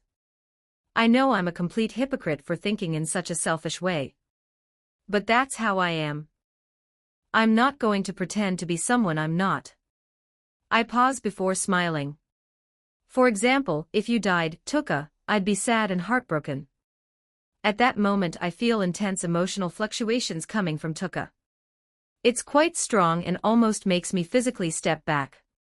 What is that emotion? I see she has her eyes open enormously while looking at me with an expression I don't understand. She lowers her head and looks away, making her expression hidden behind her hair. What do you mean by that? She murmurs in a low voice, but since the question seems to be directed at herself and not at me, I decide not to respond. After several seconds I continue with my original point. That's why you must be strong so that never happens, right? So you can protect yourself when I'm not around. You're an idiot, Arita. When she lifts her head, I manage to see that the corners of her lips are slightly raised before releasing a long sigh. I guess I don't have many options now. If I leave you alone with your recklessness, you're going to stupidly kill yourself in less than a week. And then I'd feel guilty for not having done anything. She crosses her arms and nods with determination. I'll also train to become much stronger than I am now. I smile at her decision. So there'll be a next time. We'll hunt together again. Don't count on me to deal with innocent ghouls who just want to live peacefully without bothering anyone. As for CCG investigators, her eyes darken and I feel she becomes dangerous. I have pending debts to collect from them. I exclaim while raising my fist to the air with enthusiasm. Tuka gives me a hit on the shoulder. Shut up and help me get rid of that disgusting body before it starts stinking up my house. She points toward the Parasyte ghoul's corpse in the corner. Don't throw it away. I still have to eat it, remember? Are you seriously going to eat it? It's disgusting. Well, it's my way of becoming strong. It's not my fault I was born this way. So stop looking at me with so much disgust on your face. She waves her hand dismissively. Do what you want then. But do it quickly and don't make too much mess. And clean it all up when you're done. I don't want to dirty my eyes with a disgusting scene, so I'm going to take a bath. Yes, yes. As you command, Tuka-sama. Seeing her leave the dusty room, I walk toward the corpse. Should I also eat his heart? 20 advanced chapters on Patreon. com/Owen Moriarty Chapter 45. Chapter 45 1472 words. I kneel next to the Parasyte ghoul's corpse. Quite smelly, mister. Haven't you been bathing properly? Let's see, first I need to extract his special organ. The kakuhu that's enclosed in his back. I stab my fingers into his flesh and enjoying the rubbery and slippery sensation, I search through his muscles and bones before touching something pulsating. Sri If. Upon tearing the kakuhu from his body, I bring it to my mouth and bite it. The kakuhu is disgusting like the toad woman's. But honestly I don't care at all. When I swallow the entire kakuhu, I feel how heat in my stomach is born like a small flame. It begins to grow in all directions inside me even though I haven't drunk a bottle of gasoline. Crack. That intense heat made my muscle fibers tense and grow slightly under my skin. My bones also creak and adjust. At the same time, I realize my own kakuhu increased in size and can now contain more RC cells. When I look down, I can see the floor from a bit more height. I've grown approximately 2 or 3 centimeters in a matter of seconds. Little by little as I feed on these supernatural beings, my body no longer looks like that of a completely malnourished child. I think while observing my hands that now have a bit more flesh on them. If I keep hunting and consuming monsters regularly, my appearance would no longer be different from that of a healthy human child. It's comforting to know that. It's a shame the parasites lose all their energy when they die, so now only the heart remains. That's why I can't eat the head. There's no type of vital energy coming from the withered head. I would have liked to know if consuming a worm that has parasitized someone manages to make me evolve even more. Thinking that way, I stab my hands into his chest full of holes and tear out the parasite ghoul's heart. The heart has a hole that was caused by Tuka's crystallized projectile. Upon biting it I feel it's much more delicious than even the human heart I ate before, which was already quite delicious back then. It's addictive and delicious. Therefore I devour it enthusiastically. I bite, chew and swallow. Over and over until I soon consume it completely. In fact, the reason I eat the heart is simply to satisfy my hunger, and not feel hungry when looking at my friends. Nothing had happened the time I ate the human's heart, and I thought this time wouldn't be different. But as soon as I swallow the last piece I realize I'm wrong. I feel something changing in my mind.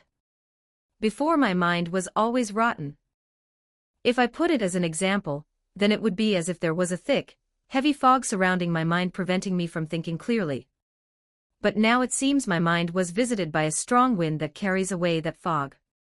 As a consequence, the memories that had been erased until now begin to become clear again, and I can see images of my previous life.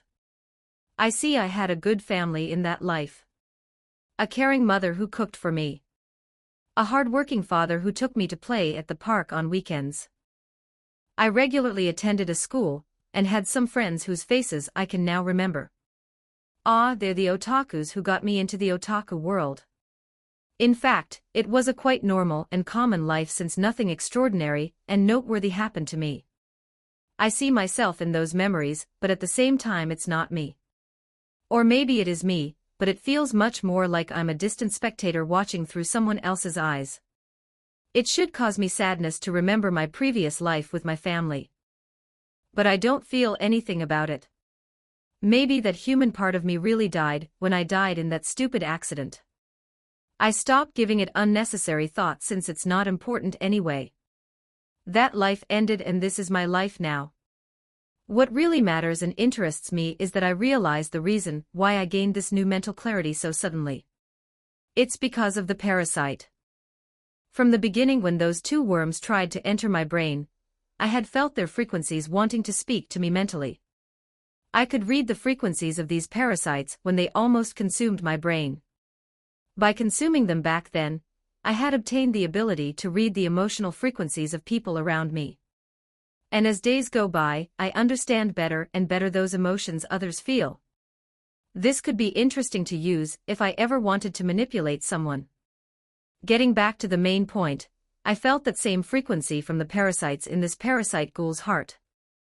It seems the parasite that was controlling his head had been trying to influence his heart as well. Maybe it was trying to fuse with the ghoul so his entire body would be exponentially stronger. That's why Tuka said before during the fight that his physical body was stronger than a normal ghoul. Better get this thing out of here before the smell becomes unbearable. I wipe my mouth with the back of my hand while hearing the sound of running water from above. Tuka is still bathing, so I take advantage of that moment to load the mutilated corpse on my shoulders. I don't want Tuka's house to stink after all. She's already kind enough to allow me to commit what would technically be cannibalism on her property.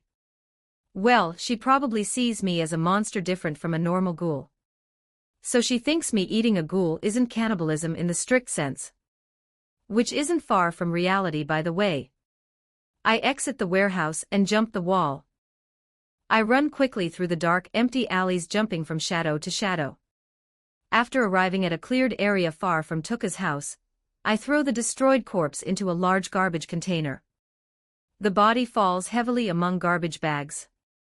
After doing that, I stop and slowly turn around, spinning on my heels. Why don't you come out already? I smile and say those words aloud toward the shadows. You've been following me for quite a while.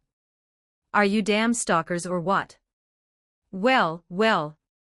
A surprised voice is heard. After that sound, an older man slowly emerges from the shadows. I see he's wearing a white suit, which is very noticeable in the darkness. In his right hand he holds a large rectangular briefcase. The smile he has on his wrinkled face is kind. Like that of a kindly grandfather. I'm genuinely impressed. says the man dressed in white while walking toward me with calm steps. Such a young child just detected an experienced CCG investigator. That's not common at all. You have exceptional instincts for your age. Well, I had clearly seen through my ghoul vision this man while bringing this parasite ghoul's corpse. I had deliberately put on the hood and face mask before passing near where he was patrolling. I did it so this man would follow me exactly to this cleared area far from witnesses. I then say in a surprised and slightly scared voice, "Are you a CCG investigator? My parents always told me you're the natural enemy of ghouls. That I should run if I ever see one. My parents my ass. I don't have one in the first place. But it's not bad to pretend a little, right?" I feel the man's emotional frequencies changing. He's satisfied producing fear. He likes seeing terror in ghouls. The man's smile widens, showing yellowed teeth. "You know something, child ghoul." Saying those words, he begins to place his briefcase on the ground. Normally I don't go out patrolling so late at night. But when I was informed about suspicious activities in this area, I decided to come personally to investigate it despite the hour. And what do I care about that? The briefcase opens completely and something comes out from inside that shines with a color red like blood. What incredible luck I have, right? He pulls out what appears to be a long tentacle that writhes. Since I found a child ghoul right after finishing my previous hunt. Although at first I came for a young woman who seemed suspicious to investigate her more thoroughly. He pauses while pointing the tentacle at me. But it doesn't matter. Since a ghoul is a ghoul anyway. And all of them without exception must suffer first and then die painfully. 20 advanced chapters on Patreon. com/Owen Moriarty Chapter 46, Chapter 46 1711 words, so that's a quinqua. I think while looking with curiosity at the tentacle that came out of the rectangular briefcase. Now it points directly at me as if wanting to pierce me any second. It looks like a cocoon, plus the smell escaping from the briefcase is similar to that of a kakuho. Humans use ghouls' own weapons to fight them. The man with the briefcase seems to misinterpret my fixed gaze on his quinqua, and my silence as fear. Smiling gently like a kindly grandfather, he says with a soft voice. "It's fascinating, isn't it? I saw you carry that mutilated body a few moments ago.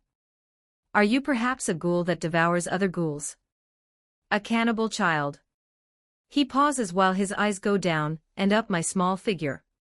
It's the first time I've encountered something like this in all my years of service. "Tell me, are you or aren't you?" He takes a step forward. Despite being an old man with deep wrinkles on his face, he has a straight and firm back, giving an authoritative and confident posture. From the intense presence he gives off, I can say he's an extremely well-experienced hunter. I lift my head to look him in the eyes. I see amusement shining in those dark pupils. "Won't you answer my question?" "That's fine. Corpses don't tell stories after all." Then he abruptly swings his quinqua forward. I generally see attacks in slow motion when I'm concentrated. But this time I see the attack a bit blurry. The crimson tentacle cuts through the air where my head was just milliseconds ago. Swoosh! Surprise appears on the man's wrinkled face seeing me dodge his attack. He immediately swings his quinqua horizontally toward my torso. I bend my body backward, leaning on my back. I momentarily forget I'm a corpse with a rigid body. That position is uncomfortable. Anyway, I lean on the palm of my hand and applying force to my arms, I jump backward, propelling myself. I spin several times in the air before landing. But when I touch the ground, the man is already before me. He's fast, huh? I think while blocking his next attack. He attacks me over and over without rest. I dodge each blow while concentrating on his movements. Unfortunately, I can't see openings in his attack to take advantage and attack. At least he's faster than the ghouls I've killed until now. He might even be faster than the Parasites' blades I've faced. That's not exactly it. The parasites I've encountered until now swing their tentacles around without technique, and only use strength and speed. However, this man has years of experience fighting ghouls. I can see that since he doesn't waste a single movement. For example, right now he manages to deeply cut a tendon in my left leg. Dark blood gushes from the wound. That by itself wouldn't be a serious problem for a ghoul since they can regenerate in a matter of seconds. That's why the older man who's experienced fighting ghouls narrows his eyes. He stares fixedly at my wound from which dark blood gushes without stopping. He stops a few meters away, maintaining his guard high. A wound of that depth that doesn't heal. And black blood instead of red. You're definitely not a normal ghoul. So what the hell are you? As if realizing something important, I see how the man's kind face freezes a bit. Are you from that race? From that race? What's he referring to? I am confused by his question. Then I see the man shake his head, denying his own theory. No, it can't be. They don't have black blood either. And in fact they also have a high regeneration rate, superior even to ghouls. So are you that other type of ghoul? The ghouls without reason? No, impossible. You're not as weak and uncoordinated as they are. What the hell is this man talking about? I don't understand anything he's saying.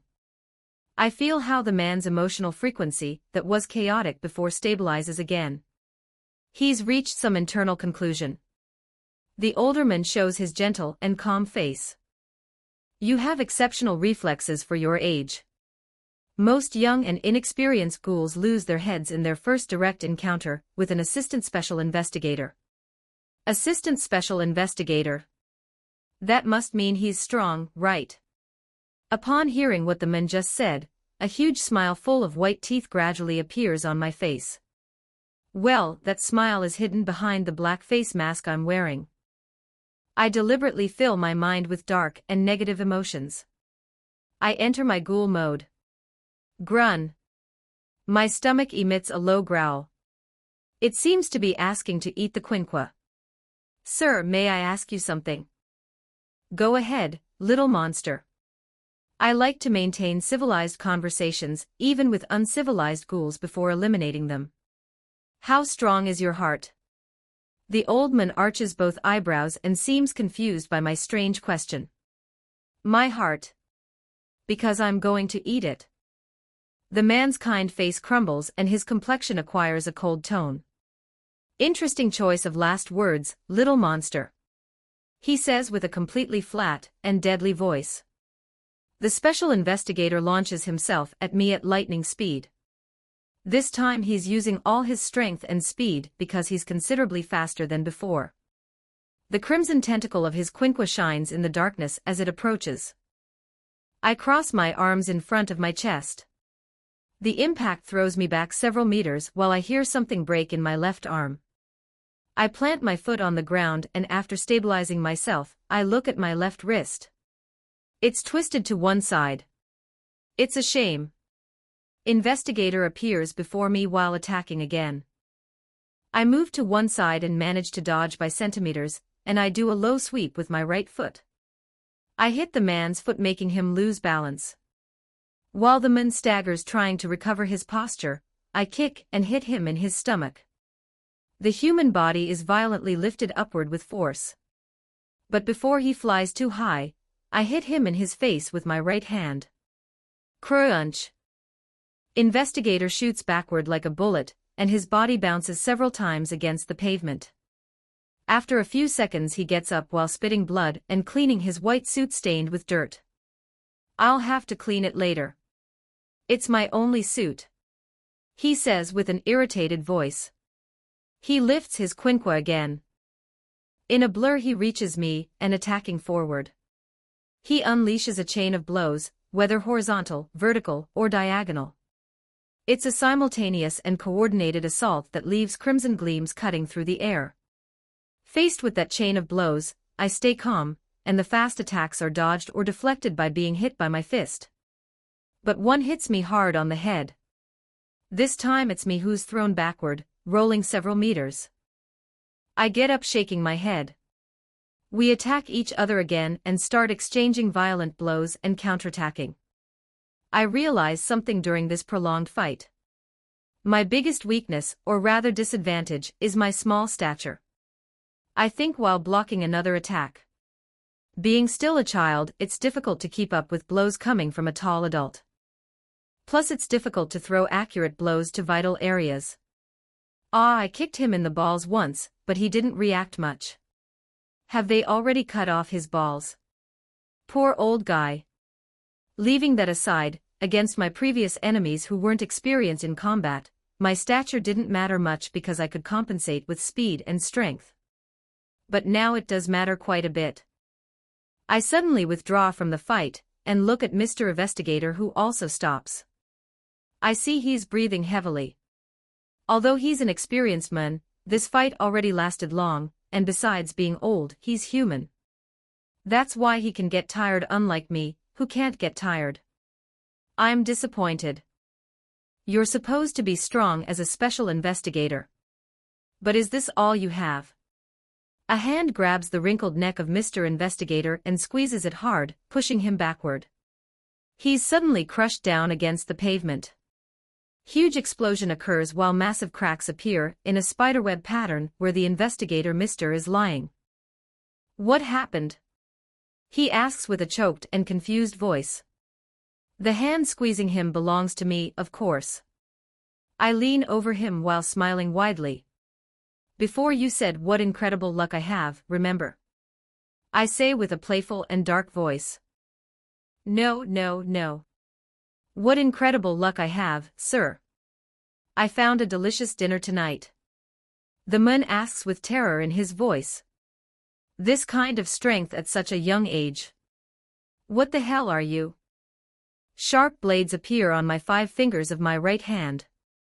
A corpse doesn't need to know that. I respond with a cold voice. I already had an abundant dinner of Parasyte Ghoul before. But it's not bad at all to have a tasty dessert now. But before eating you, I have a couple of important questions for you, sir. Would you be so kind as to answer them honestly? Questions about what he meant by those monsters that are different from ghouls.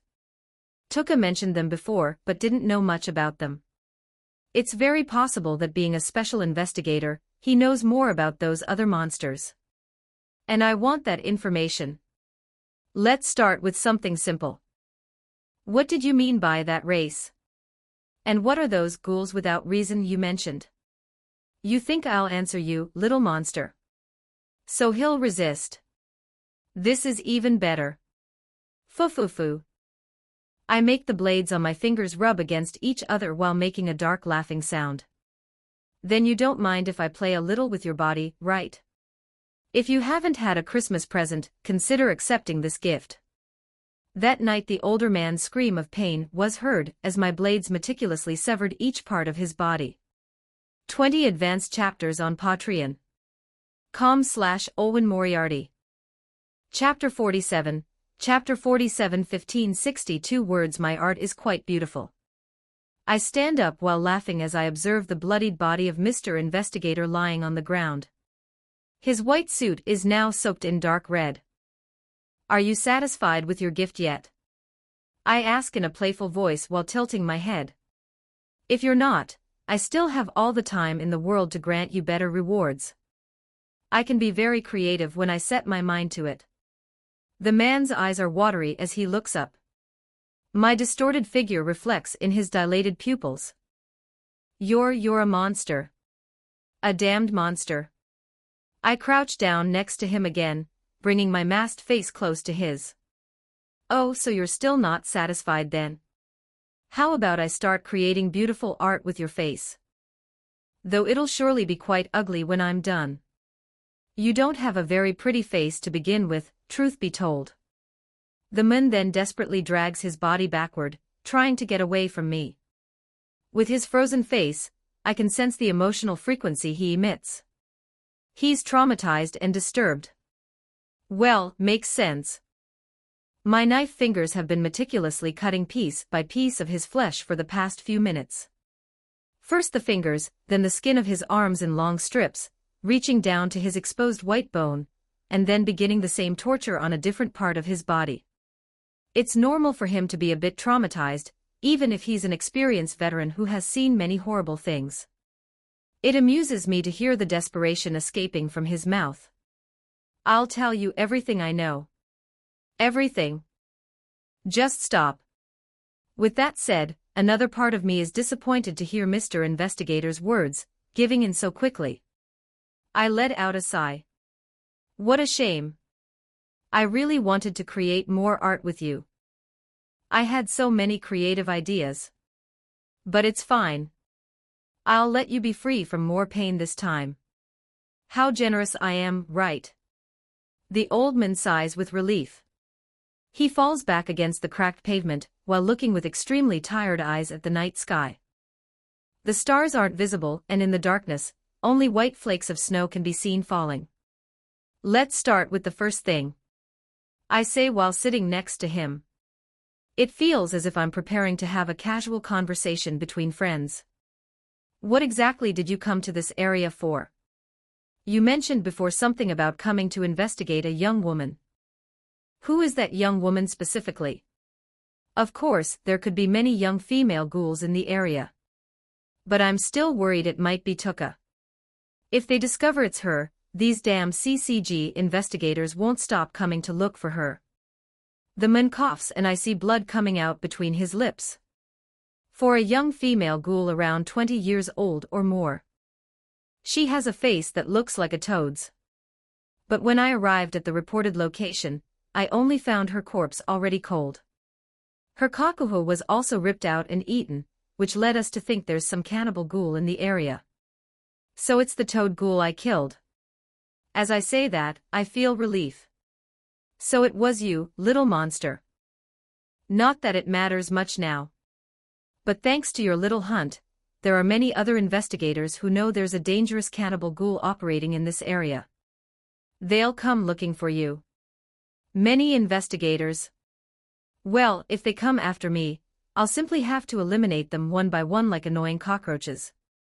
That said, they would be excellent fertilizer for my evolution. So without worrying too much about that threat, it's time to bring up the main topic that interests me. Tell me everything you know about that other race you mentioned before.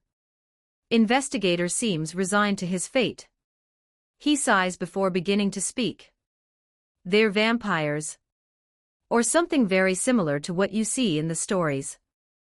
I didn't expect at all for vampires to exist in this world. But if I think about it carefully, it's not so far-fetched since human-eating ghouls and alien space parasites also exist. So is it possible to find some Yandere vampire girl? Coming out of that thought, I begin to say. I haven't seen a single one so far. Are they few in number perhaps? The man shakes his head while coughing more blood. It's not that they're particularly few or many in the world. The problem is that those of us here in Japan don't know much about them. Vampires are mainly from abroad. Only very few confirmed cases have been found here in Japan. He pauses to breathe laboriously. But those who deal with and study them abroad say that lately there has been a significantly greater amount of vampires attacking entire villages and turning their inhabitants into ghouls. I narrow my eyes. Abroad, huh? That word activates a switch inside my mind.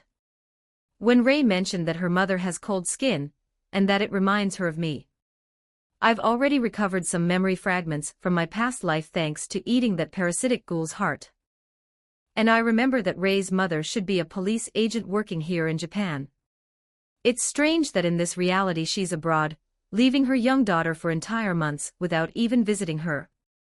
That doesn't make any sense unless... I shake my head. It's just speculation without real evidence. That's why I have to meet her. Maybe I'll visit Ray's house on New Year's to see if she's a ghoul or a vampire, or I'm simply wrong, which I hope is the truth. Is that what you meant before about the other types of ghouls? I ask, returning my attention to the dying investigator. Investigator once again coughs, and this time spits out a lot of fresh blood. It seems I went a bit overboard with the torture. But oh well, he's going to die soon anyway.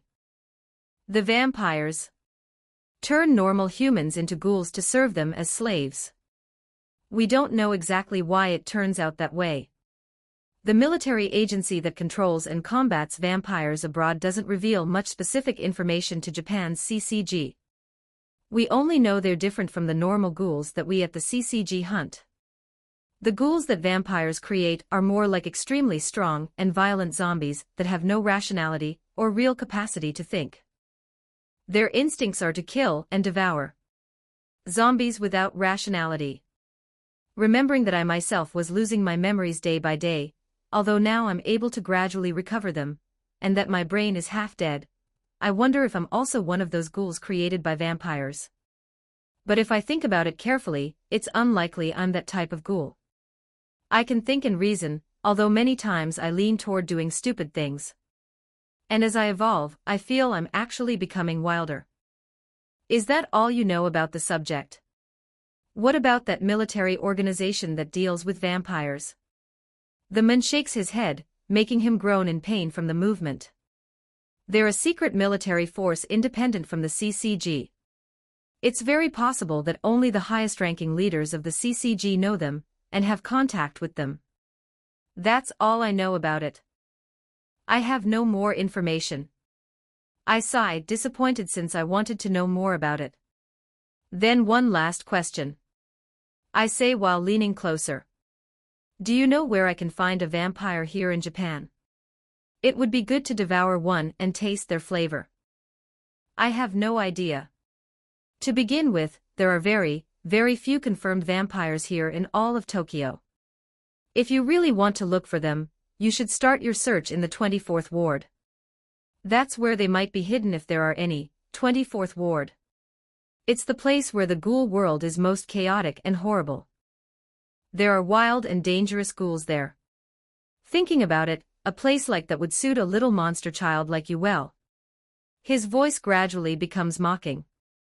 Though if you find ghouls classified as SS or SSS there, you'll die. And if you find a real vampire, you'll die even faster and more painfully, which will make me happy from the afterlife. The old man coughs as he laughs. But I still think about what he said. I don't know much about Tokyo's specific geography yet, but I still know I live in the 20th ward. I could ask Saya more details about it later. She probably knows much more about Tokyo. I look back at Mr. Investigator lying in his own blood, smiling widely under my black mask. It's been pleasant talking with you, Mr. Investigator. Saying those words in a cheerful voice, I decapitate him with my knife finger. His head rolls several meters before stopping. I look toward the rectangular briefcase containing his quinqua. Grumble. My stomach rumbles with hunger. Interesting.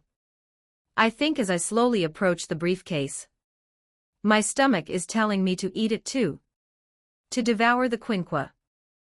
20 advanced chapters on Patreon. com/Owen Moriarty Chapter 48. Chapter 48 1657 words I crunch through the quinqua's core with my teeth. The texture is similar to the kakuho I ate before, but since I've already eaten them before, I can tell this time is simultaneously different. The taste is basically the same as a normal kakuho. But this is electricity. I can feel an electrical concentration running through the tissue that tickles my tongue. It seems they use electricity to activate the kagun extracted from the ghoul. It makes sense when I think about it. A biological weapon needs some kind of energy source. I swallow the entire quinqua piece by piece until nothing remains. I immediately feel how heat ignites in my stomach. It spreads from there and concentrates on my left wrist that had been broken during the fight. My bones move and settle into their correct place. In a matter of seconds my wrist is completely healed. Once it finishes its repair work, the heat spreads from my stomach and travels toward my back. That's where my own kakuho is forming. The RC cell sac grows in size. And then a strange new sensation settles in my mind. As if I could pull some kind of mental trigger to activate something inside me. I'm curious about that sensation. I can assume it's because my kakuho has grown to maturity. And now I can bring out my own Kagun. But I've realized something important when I ate the quinqua. It wasn't as pure as a true Kakuho ripped directly from a ghoul. Plus it's weaker since it seems diluted. It has too much electrical concentration mixed in. But it seems that electricity made my own Kakuho able to activate through the stimulation of all that accumulated electrical energy. Alright, time to try it out. I focus on that mental trigger I feel. And I pull it. A wet sound occurs. In my lower back, just above my rear, my flesh opens painfully and something pushes out. I look sideways trying to see what emerged and see tentacles moving behind me. They're dark red, so dark they actually almost look black. I focus on controlling a specific one and move it forward. I extend my hand and touch it with curiosity.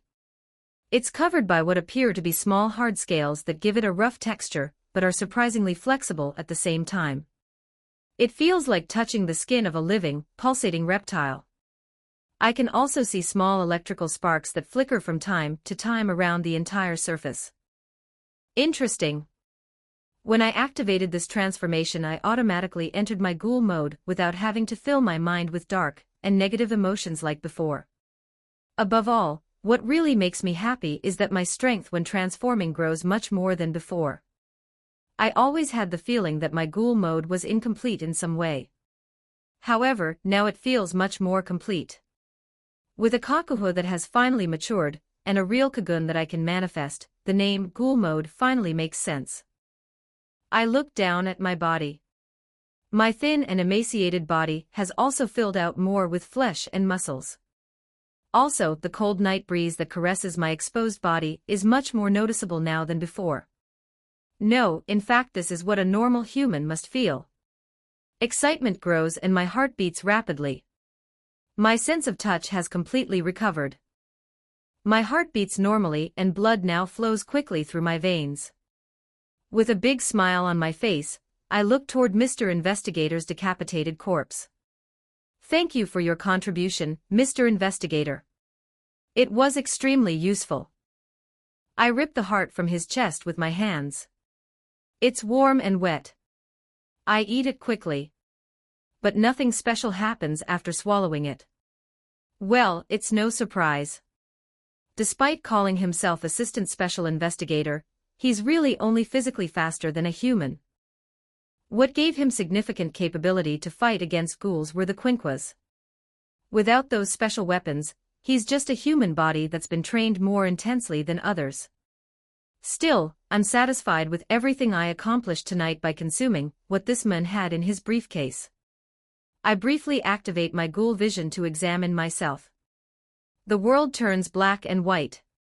I look toward my own lower back. I see my Kakuho from where the dark tentacles emerge.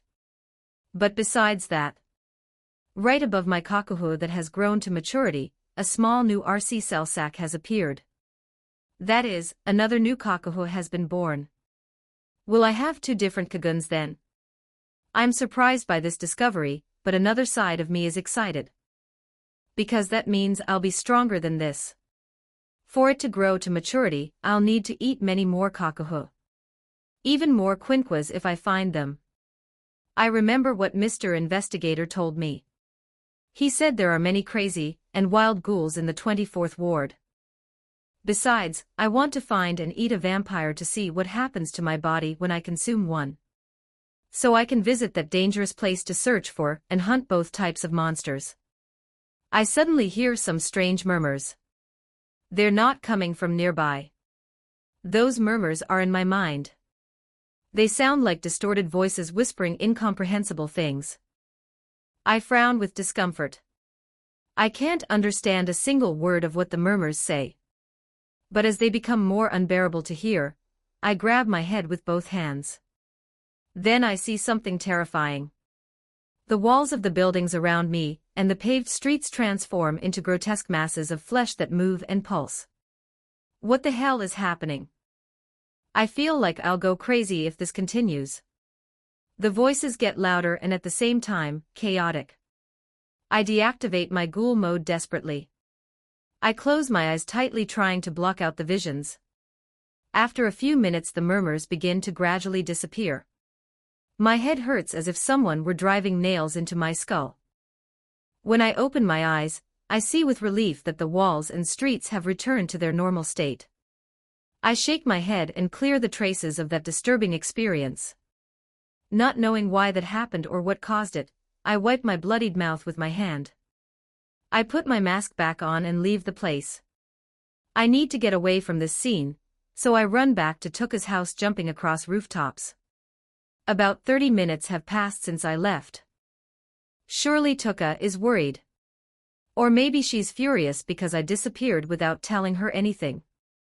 When I arrive I find Tuka waiting for me at the front door. She has her arms crossed and a very irritated narrowed look. "Where the hell did you go?" she asks in a cold voice. "I went to take the parasitic ghoul's body much farther from your house. I didn't want the smell to stay nearby and attract attention." She sighs as her irritated expression becomes flat. "I appreciate that. But at least you should notify me before disappearing like that. I was a little worried." She pauses before continuing. "Leaving that aside." Tuka approaches me and looks up at me with surprised eyes. "Have you grown? You're definitely taller than an hour ago. Plus your body has more flesh and muscle. And your skin is no longer as pale and sickly as before. You look almost normal now. That happens sometimes when I eat monsters." She shakes her head. "Honestly, I don't like at all that you eat other monsters. But I suppose at least I'm happy that you now look much more human. Which is fundamental if you want any chance of a quiet life in a world where most are humans." I nod, agreeing with that reasoning. But it's ironic. The more human I become on the outside, the more the monster awakens inside. And honestly, I don't care much now. Then Tuka does something unexpected. She stands on tiptoes to get closer to my height. She brings her face close to mine while narrowing her blue eyes. "What are you doing?" I ask, confused by her strange behavior. Without answering me, she lowers her face to my exposed neck and smells it. "Can I bite you?" Now that I've recovered my sense of touch, I can feel her warm breath on my neck as she says those words to me. Since she's close, I can smell the scent of shampoo and soap escaping from her still damp hair. I shrug and move away from her. "Definitely not. You don't want me to eat other monsters. But you want to eat your own friend. What kind of logic is that?" She takes a few steps back while pursing her lips with annoyance. A red tint appears on her cheeks. "I don't want to eat you, idiot. But having you so close to me with that delicious smell emanating from your body is dangerous for my self-control." Yeah. Whatever you say." Then she yawns, showing her teeth. "You're interrupting my sleep. So you better return to wherever you live now too." "Ah, right. It's already late. Good night, Tuka." I nod as I turn around to leave. When she calls my name, I stop my steps and turn to look at her. "Thanks for visiting me today." Her lips curve slightly upward. Although I preferred staying home instead of going out hunting, I guess it was quite fun in the end. I smile too. "I'll come again from time to time then. We can hunt together more often." "What can be done with you?" "Fine, but let me know in advance next time." Then I leave, jumping over her house's wall. 20 advanced chapters on Patreon. com/Olwen Moriarty Chapter 49. Chapter 49 1847 words. Several days have passed since that night when Tuka and I went out hunting together for the first time. During this time I've been spending most of my days at the Takagi mansion with Saya. Sometimes Rei also comes to visit us bringing sweets or food she prepared with her mom. She always insists I try her culinary creations. If I could enjoy them I'd certainly be happy. They've been quite calm and peaceful days. Scratch that. Sometimes I experience those disturbing visions of things transforming into grotesque masses of pulsating flesh accompanied by unrecognizable voices whispering in my mind. That always makes my head hurt intensely, to the point where I try to tear open my skull and pull out my brain, but I don't know if I'll survive if I do that. I've wondered many times why the hell something like this would happen. The most disturbing thing is that it happens even without using my ghoul mode. It can occur at any random moment of the day. What comes to mind is that probably that night when this phenomenon first appeared, I consumed too many supernatural nutrients in too short a time. The parasitic ghoul's kakahu, its heart, and then Mr. Investigator's quinqua. All of that together awakened this annoying side effect. But somehow I know that's not the real reason. There's something else going on that I don't understand yet. But aside from those occasional visions, it's a calm and normal life. Saya teaches me about various things that according to her I need to understand for when I attend school. Basic mathematics, Japanese history, natural sciences, literature. But since I've already recovered at least 30% of my fragmented memories from my previous life, I honestly don't need these lessons. I already know most of these things. However, I pretend to listen to her anyway while my mind is actually elsewhere. Studying is extremely boring. Saya seems happy teaching me, so I don't have the heart to tell her I'm pretending. From time to time I also find moments to slip away and visit Tuka at her house. She's alone because she's on school break, so I think she appreciates me keeping her company even if just for a few hours. Even if her mouth constantly spills harsh and sarcastic words. The days pass in that peaceful way until the last day of the year arrives. The night of December 31st. This morning Ray came to visit me at the Takagi mansion. She was more excited than usual when she invited me to her house, saying her mother wants to meet me. Her mother? I think as I walk through the streets illuminated with New Year's decorations. I'm suspicious of her, not gonna lie. That's why I decided to accept the invitation. I had already planned this, so it's not a problem. It's a pretty good opportunity to confirm my suspicions about her before she goes abroad again. Ray told me to come early in the afternoon, because she's afraid something dangerous might happen to me if I go out too late at night. It's adorable how she worries about me. At 5:30 in the afternoon, I leave the Takagi mansion saying goodbye to Saya. She seemed a bit annoyed that I was going to spend New Year's Eve with Ray instead of with her, but she didn't say anything directly. As I walk I feel in my mind some mental beeps that notify me of the approximate location of nearby parasites. It's the Parasyte GPS I got after consuming those 2 worms. There are 4 parasites scattered around this residential area. I should clean them up later when I have time. I think as I mentally mark them on my internal map. It's a shame I can't just eat them to gain more power. Maybe if I try to eat them alive without killing them first it's possible it might work. It's a bit disgusting to think about biting those wriggling things that haven't died yet. But it'll be worth trying if it gives me more abilities or more strength. When I arrive at my destination, I look toward the 2-story house behind the tall concrete wall. I see that the first floor lights are all on.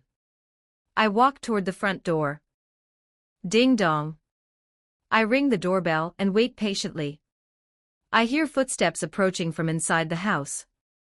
The door opens revealing Ray dressed in a pink t-shirt and white skirt. On her cute face is a huge radiant smile seeing me standing there. You came. Come in quick.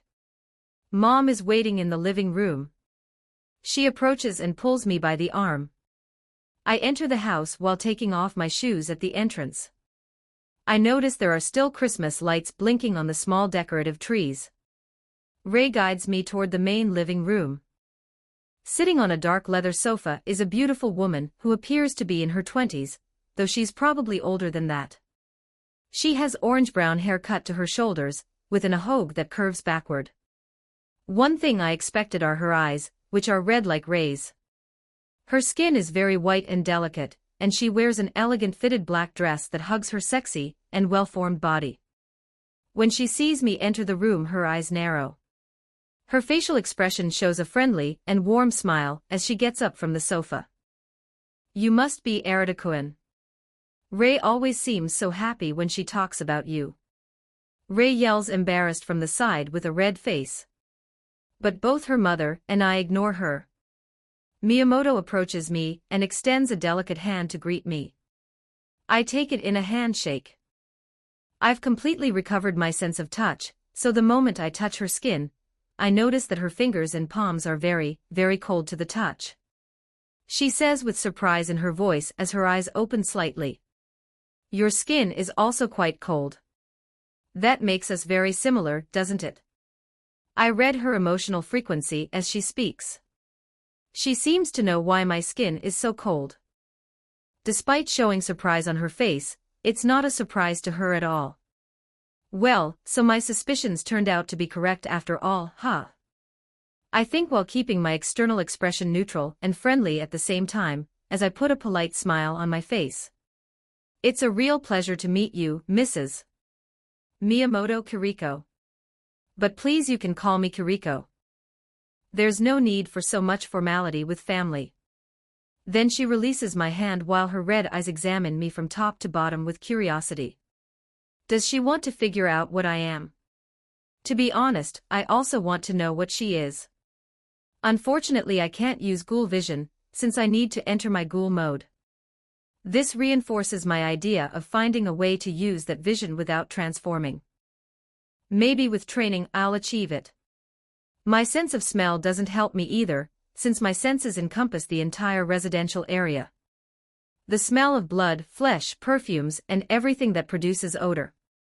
They all mix together if I try to focus on using my sense of smell. Shortly after, Tadashi Miyamoto arrives from the kitchen, Rei's father and Mrs. Kiriko's husband. He's a middle-aged man with dark hair. He has a kind and smiling face. Ah, welcome Arita. It's been a long time since you've visited us. He says enthusiastically while patting my shoulder. Please, make yourself at home. Then we all sit together and talk about various things. Kiriko asks how Rei and I met, though she probably already knows since Rei may have already told her in the past. She asks me about studying, and I had to dodge the question a bit by saying that next year I'll attend the same school as her daughter. There were many more topics until dinner time arrives. Kiriko prepared roast chicken, rice with vegetables, hot soup, and fresh salads. It smells delicious. Of course I can't enjoy any of it, but I pretend to eat while praising the food. I notice that Mrs. Kiriko, the moment she puts food in her mouth, swallows it before pretending to chew. Rei and Mr. Tadashi don't notice our performance because their vision senses can't pick up minute details. After dinner we move back to the living room to wait for midnight. Finally the moment arrives and the clock strikes 12. It's January 1st. Tadashi gives us congratulations for the new year. One thing I've observed so far is that Mr. Tadashi seems a bit uncomfortable while looking at Mrs. Is it possible their married life isn't going well? I wonder why. Maybe because they don't see each other for a long time, or maybe because Mr. Tadashi knows what his wife is. Leaving that aside, Rei is embarrassed looking at me sideways. I can see an internal debate in her expression. But she seems to finally reach an internal conclusion while she suddenly approaches and hugs me. She always hugged me before without problems. But this time she's embarrassed to do it in front of her parents watching. Happy New Year, Arita. I hope you have a good year, hee. She says in a soft voice against my shoulder. Happy New Year to you too, Rei. After staying for another half-hour chatting. Thanks for everything. It's been quite a pleasant evening. Unfortunately I have to return. Come back whenever you want, Arita-kun. Says Tadashi as he accompanies me to the door. Rei stops us. In her eyes I can see concern. Mom, Dad, why don't we take him home? It's dangerous to go alone at night. That's true. We should do that. Tadashi agrees with his daughter, but suddenly, both their eyes glowed red for a few seconds before the glow dissolves and they're left with eyes devoid of brightness. Kiriko laughs softly and says, "Don't worry, nothing will happen to him. After all, we live in a quiet place." Ray and Mr. Tadashi nod with flat expressions. Witnessing all of that, I feel anger burning in my chest. My fingers close and form a trembling fist. I want to break Mrs. Kiriko's face. How dare she manipulate my friend? Closing my eyes, I let out a long sigh to calm myself. I leave the Miyamoto house and start walking back toward the Takagi mansion. The streets are empty since most people are celebrating in their homes or at parties. Walking through several streets, I reach a less populated area. And I stop in the middle of the empty sidewalk. Then I speak aloud. "Kiriko, I wonder why you're following me. Why don't you come out of the shadows so we can talk face to face like civilized people? That was your intention from the beginning, wasn't it?" Chapter 50, Chapter 50. 10:50 words. I feel a penetrating gaze observing me fixedly from the shadows. Of course, it's not the normal gaze a human can emit. It's an intense and dangerous gaze. After a few seconds, the owner of that gaze jumps from atop the 5th floor of the only nearby tall building. She falls in free fall before landing softly a few meters away from me. Her feet make no sound touching the ground despite wearing heeled boots. The light of the full moon shines on her face, revealing her beautiful features. I see that in her right hand she holds an elongated pole. Or would it be more correct to call it a spear due to how elaborate it is? With engravings along the shaft and a metal tip that looks quite intimidating. I remember Ray mentioned a few days ago that she wielded spears. And that her mother was the one who taught her. Kiriko has a neutral expression on her beautiful face as she begins to speak in a calm voice. "You're quite perceptive. I'm sure I erased my presence." She walks toward me, stopping just 1 meter away. From this close position, I see how her red eyes glow crimson. "I have a question for you, Mrs., and I hope you won't mind answering it. Why do you manipulate your own family's minds?" I don't try to hide the disgust in my voice. As far as I know, there are no ghouls with powers capable of manipulating the minds of other beings. That must be a vampire's power, right? Which means you're one of them. She responds in a flat tone. "You've guessed correctly that I'm a vampire. But the other part? Would I go so far as to call it manipulation? Why not consider calling it a form of protection? Humans aren't made to know some truths. It's easier and safer for them to live in ignorance. One is your daughter. And the other is your husband. Both wanted to take me home because they're worried about my well-being. And you modify those wills." She slowly closes her eyes and sighs. When she opens them again, a cold flash crosses her red pupils. The next moment, I see the sharp tip of her spear approaching my face at surprising speed. "So she'll attack," I think as I react instantly. Well, since it turned out this way. At the same time I raise my right hand, my fingers transform into sharp blades. I put them directly in front of the spear tip, intercepting it. Where the spear tip impacts against my knife fingers, bright sparks scatter.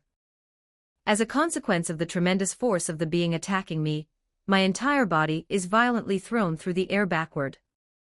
I roll several uncontrolled turns in the air. And in that moment while spinning I see I'm going to crash into a metal light post. If that happens, the electricity will be cut in many places in the area. It mustn't happen. It'll attract the attention of curious people. I want to have a quiet and private moment with Mrs. When I'm almost about to impact the light post, I flip my body in such a way that my foot makes contact first with the metal. I bend my knees, absorbing the impact, and cushion my weight so as not to damage or break the post.